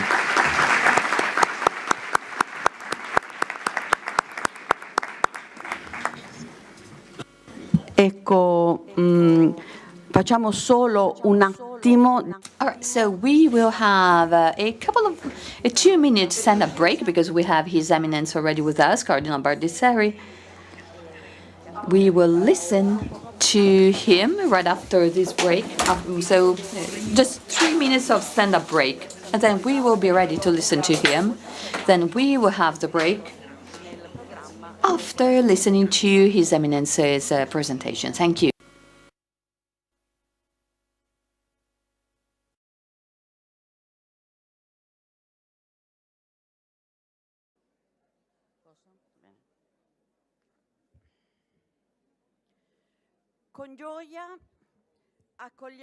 It is with joy that we welcome among us His Eminence, Cardinal Lorenzo Baldisseri, whom I like to present as a deep connoisseur of the cultural context of the world. He was already Apostolic Nuncio in Haiti, Paraguay, India, Nepal, and Brazil. He was created Cardinal by Pope Francis in 2014 and has been the 5th General Secretary of the Synod of Bishops, member of the Congregation for the Causes of Saints, the Congregation for Bishops, Congregation for the Evangelization of Peoples, and the Pontifical Commission for Latin America. Eminence, Your Eminence, at this international conference, we are carrying out a common reflection. We want to reflect on the Christian mystery and the mystery of Christian faith and the youth. And we are focusing on the Christian vocation of the youth's life. We have to help them to discern a possible call for them to follow Christ according to the Evangelica Vivendi forma, in the sign of the good news and joy. Therefore, we started to listen to the peripheries, and now it is very important for us to listen to you who are at the center and you speak to the peripheries. So thank you for taking your time to be with us, and also thank you for sharing with us the 15th Synod of Bishops that will deal with the theme, the youth, faith and vocational discernment. This synod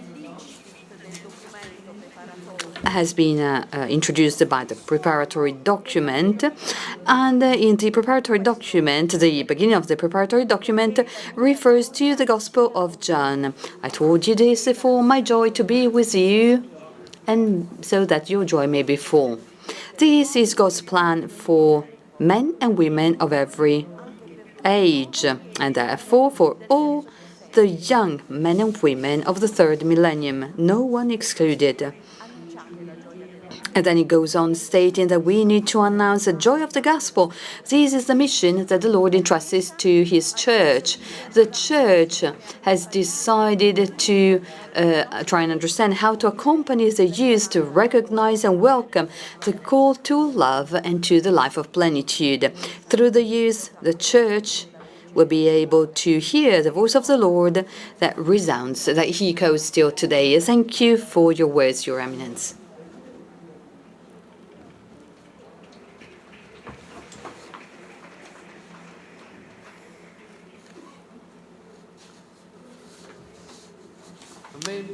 I am particularly delighted to be here with you today to take part in the conference of the Congregation for the Institutes of Consecrated Life and Societies of Apostolic Life, entitled Vocational Ministry and Consecrated Life, Horizons and Hopes.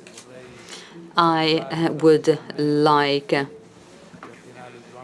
to express my gratitude to the Cardinal João Braz David, prefect of this congregation, and also Archbishop Secretary, His Excellency José Rodrigues Carvalho, who have kindly invited me to address you. I would also like to thank Your Eminence, His Eminence, because he's collaborating with us at the Synod.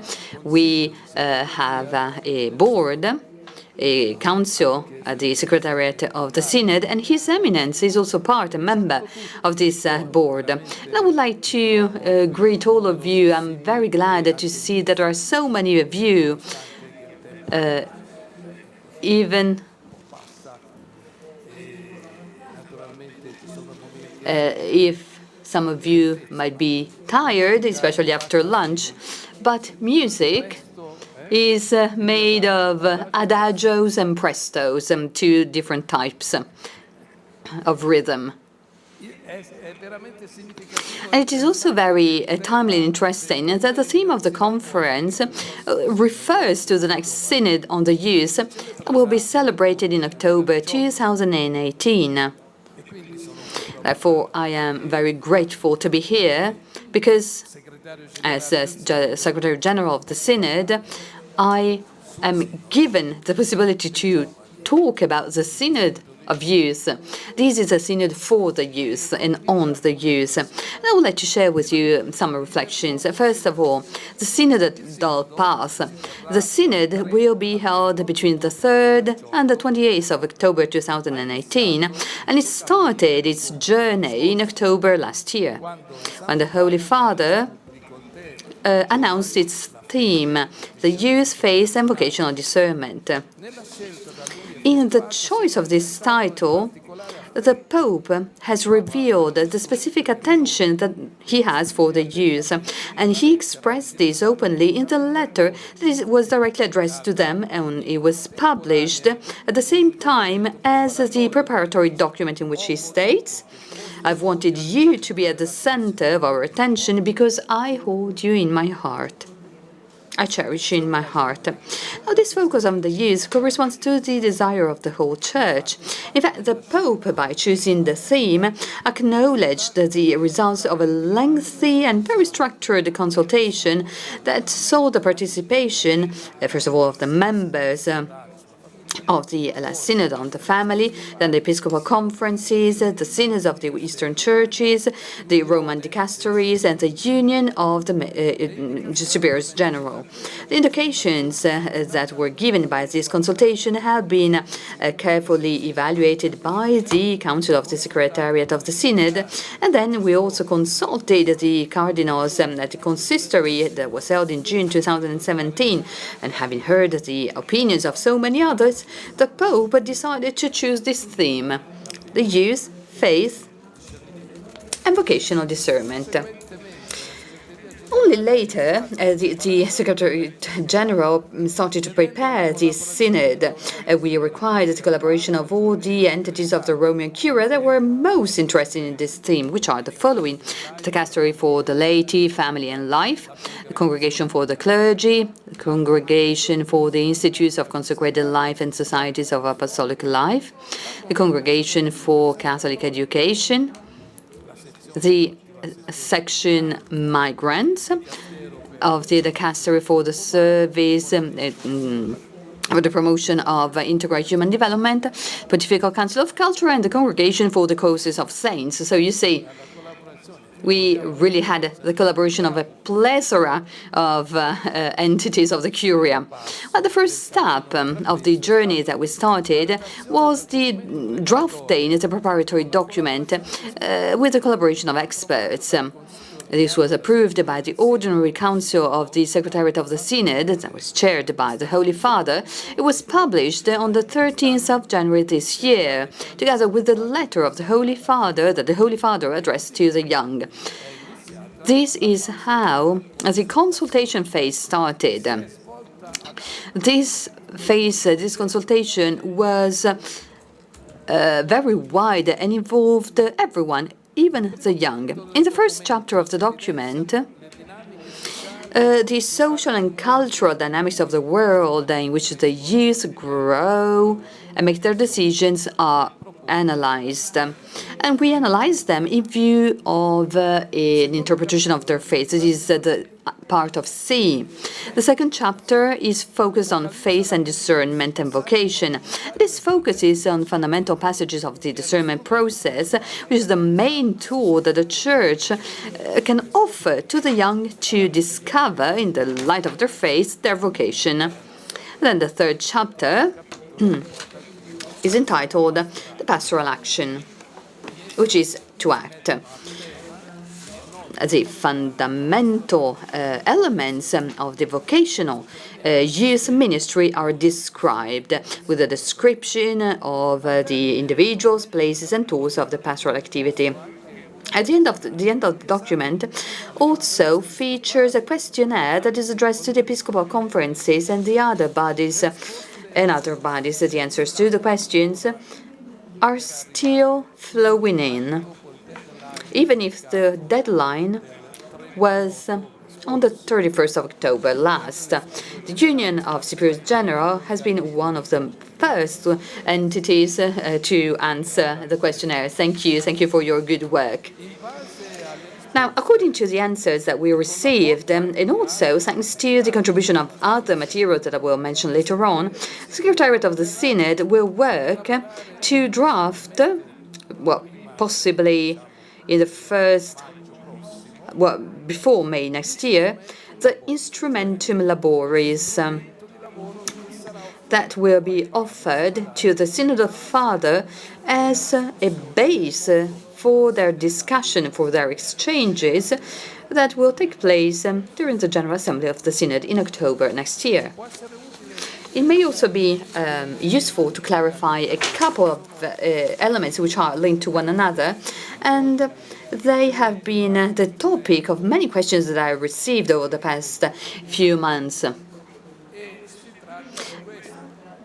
And the elements are the following. Now, the first element concerns who are the young that we are referring to, that we are addressing. And then the second, what do we mean by vocational discernment? And especially vocation. What vocation are we talking about? Now, the Synod is open to all the young in the world, no one excluded. And the age group is 16 to 29 years of age. We wanted to put an age bracket, because otherwise, even those who are aged like me, who are aged over 70, they can say, I'm young, so I can be included in this group. So we had to put a limit.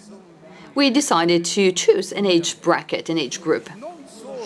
So, and also, not only Catholic or Christian young people are involved, but also those who have other beliefs or religious faiths, but also non-believers, they are also included. Therefore, the scope is enormous. Clearly, we know that there are some common traits to all the youth in the world, but still there are some differences which derive from their religion.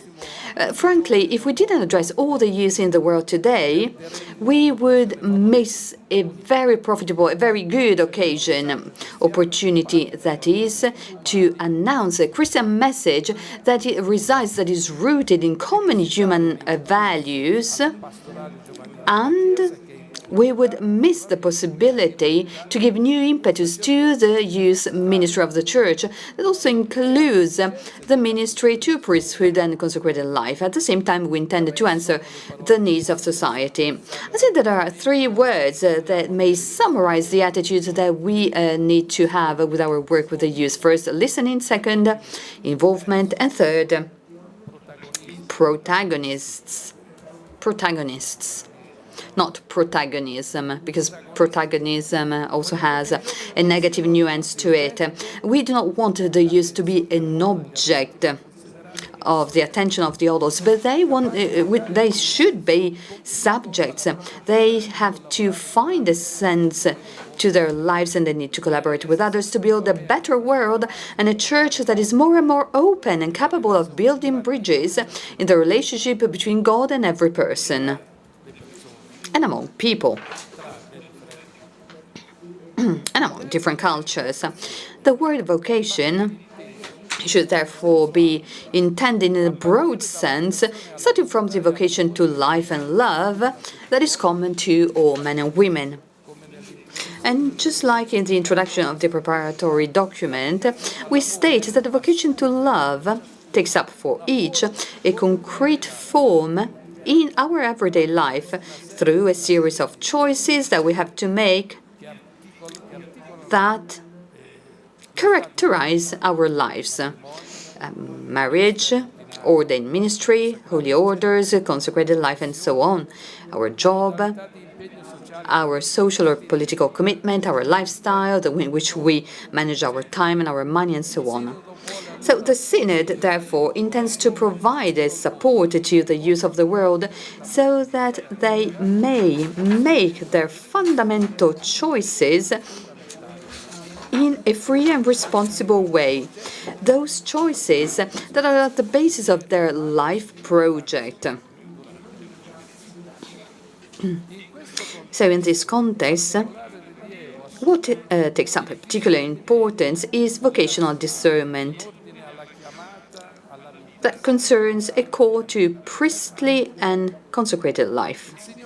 The Lord calls today's young, but also the youth of yesterday, to follow Him, to give, to offer their lives to Him, and to serve the brothers and sisters, the church and the society.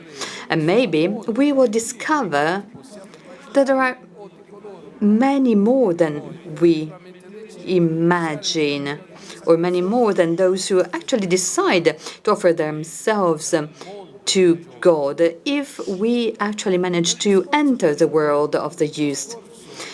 In his address on the 28th of January to the participants in the plenary of your consecration, the Holy Father, after highlighting that the youth world is not negative but rather complex and therefore challenging and rich, he said, "There is no lack of young people who are very generous, supportive, and committed at the religious and social level.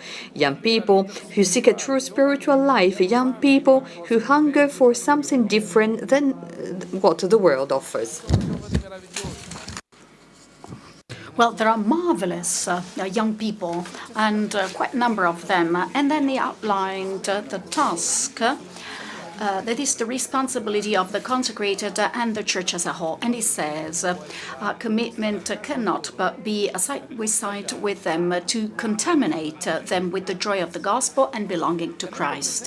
Now, keeping in mind that many young people are the victim of earthly logic, pushing them to search for success, to money and easy pleasure, Pope Francis has indicated the need for a way of being present in society, leading to evangelizing the culture we are plunged in if we do not want the young people to succumb. And yesterday I read the message that Pope Francis sent to you for this conference, for this very beautiful conference, where he says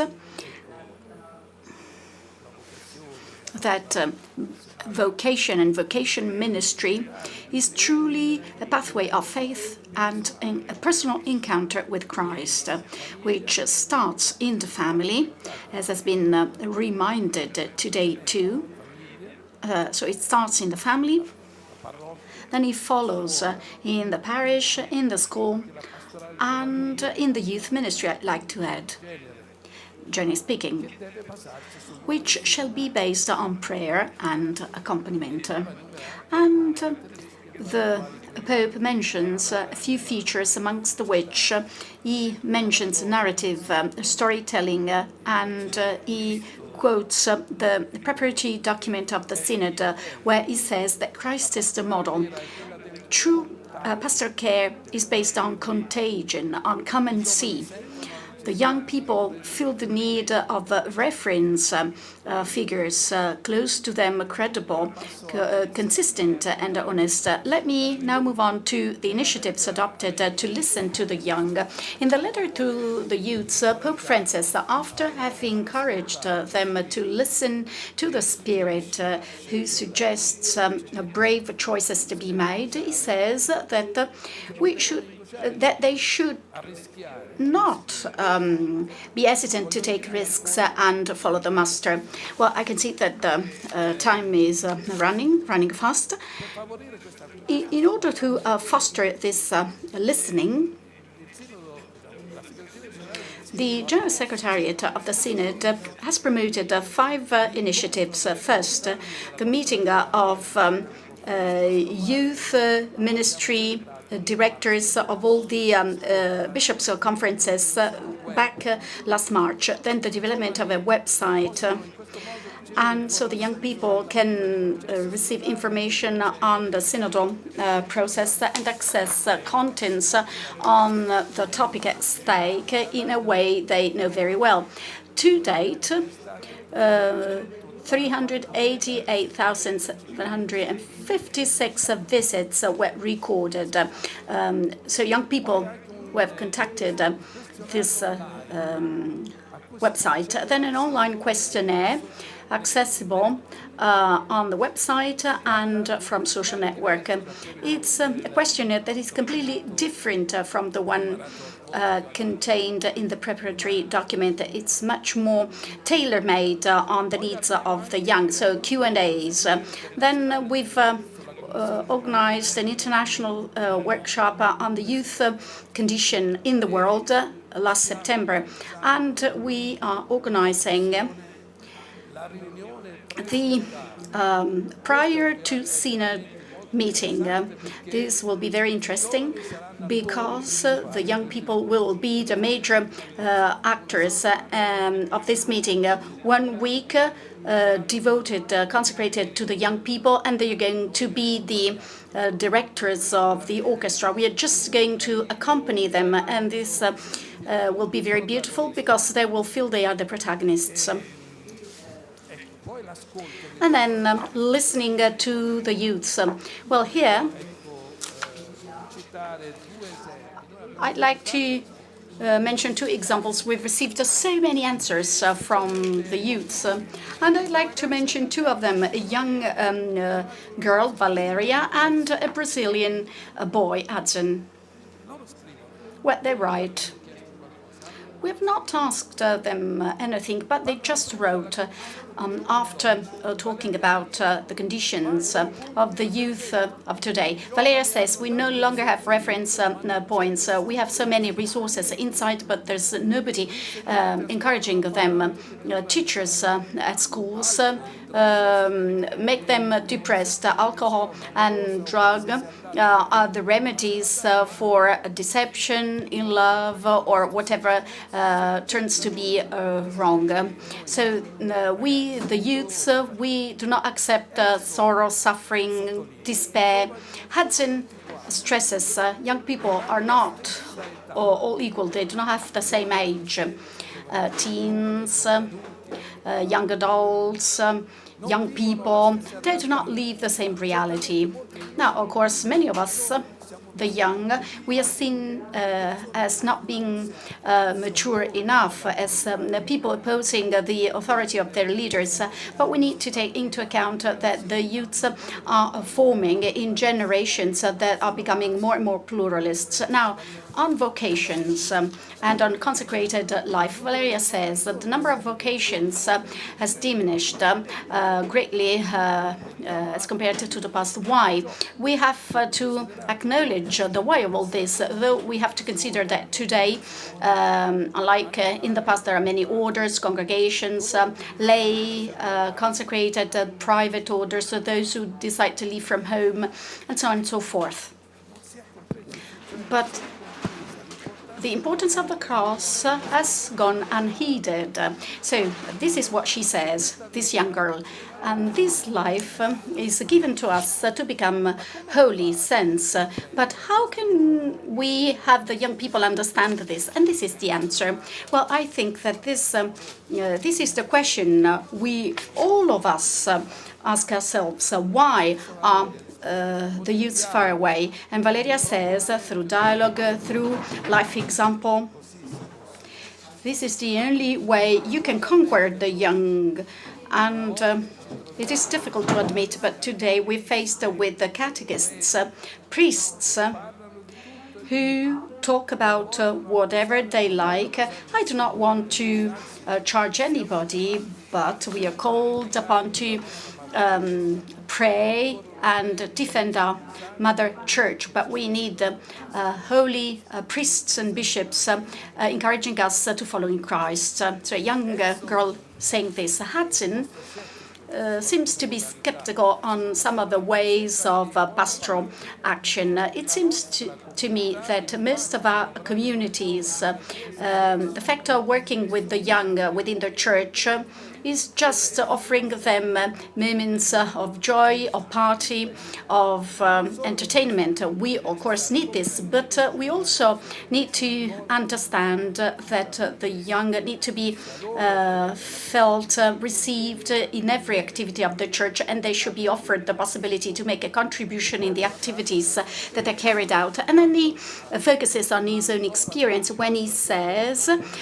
sometimes I participated in afternoons of spirituality organized by a community of religious, and that was really a beautiful experience, having the possibility of meeting with young people like myself for future of sharing and discernment. What are the prospects? Well, I've already focused on this, all the things we've been doing as activities, but what are the guidelines? Well, what is most important, what they really need, is to be given essential gospel, to go to the gist, to the essential. We're all professors, we're all good, we're all great, capable of delivering conferences, whereas young people are very straightforward. Well, we have to talk to them about Jesus. I once said the Holy Father, what is the title to be chosen for our synod? And he said, the youths. The youths, this is concrete. And I would have liked to tell him, but let's put Jesus Christ instead of faith. But the youths do not need abstraction. They need concrete examples of people, of concrete people, and then we can move on to something else. But this is the first encounter. So what is most essential? Pope Francis tells us something very important in Evangelii Gaudium, that we have to rediscover the kerygma. Kerygma being proclaiming, announcing Jesus Christ, who was crossed, who died, and who was risen from the dead. And instead we talk about resurrection, death. Of course, we have to talk about this, but we have to focus on the person. This is what the young people want. This is my direct experience when I was younger than I am today, sorry to say so. And I was interested in the young people, so they wanted to be given examples of people, not of ideas. This is the end of my speech. Just one more minute. Well, about vocation and vocation ministry, there's a need to foster careful discernment. This is the key word. We need to identify the ways, because the ones we have become obsolete, outdated, and we need to take this into account. We need to surface elements that need to be reviewed and need to be presented in a completely different manner. Then we need to use elements that work as they are, the ones we have. If they work, they need to be used as they are. And then we need to be brave enough as to question ourselves on the new ways to transmit the faith. So we need to get inspired by creative faithfulness. Faithfulness to the heritage that we have received and the vocation we've been called to, and we've fostered through our commitment, but faithfulness that needs to be creative, able to go far beyond the fact that it has always been done like this. Well, I think that based on the testimonies that we have received, it is not enough to be sincerely convinced that the gospel and the person of Jesus Christ is the only valid way to get to full joy and happiness. I dare to say that this is not enough to follow this pathway in all truth, and it's not enough to present this way in a credible manner. But this pathway of happiness needs to be alluring, fascinating, attracting for the young people. Otherwise, the young people do not follow us. Of course, credibility is of paramount importance, but it is not enough, because, as you may know, there are families where the mother, the father are perfectly convinced of Christianity, a Christian, but the children leave. Why? Because parents haven't been able to attract children in Christianism and show them that Christ is fascinating. And this is what we need to do. And we need to do whatever we can in this period of time ahead of us, and then continue, give a follow-up to all these efforts all together to truly focus on the topic of the youth. Well, I think that the beauty attracts everybody, every human being. And if it is true that beauty will save the world, as that well-known Russian author said, it is important for the youths to say it is truly beautiful to live like that. So I follow this pathway, not because it is proposed and suggested to me, but because it is beautiful to me to live this way.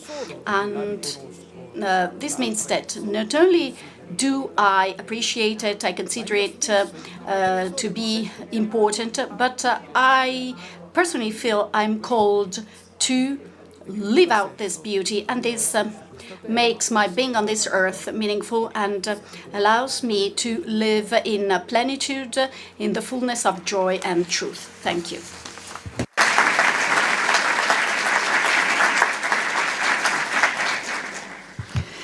La ringraziamo di cuore, Eminenza. But we should like to thank you very much, Your Eminence, and we are going to reflect, to think about it, because you launched us so much food for thought, and we found all this food for thought in these days, reflections, and I'd like to put an emphasis called vocation paradigm. So faith is not enough, but we want faith and the joy of the gospel to make us happy because it shines us, and we want this faith to be narrated. Well, the pastor of storytelling, what do I narrate when I'm the author of a text? When I've made the experience, when I've seen that this value can ignite my life. So this value becomes a trace of beauty. We've had a document drafted by our congregation congregation to the religious men and women on the traces of beauty. Now, may this beauty be narrated. This is the greatest contribution we can make to the new Christian humanism. Thank you very much, Your Eminence.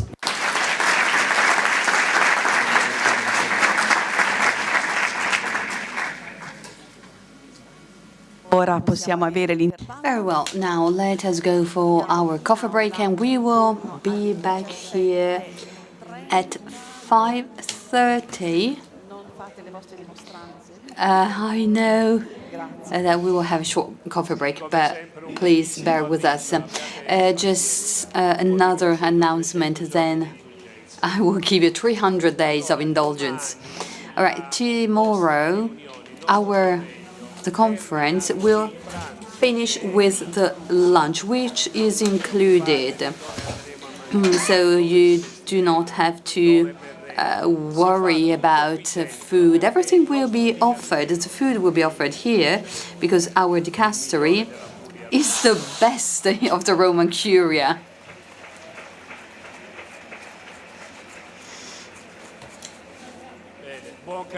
All right, enjoy your coffee.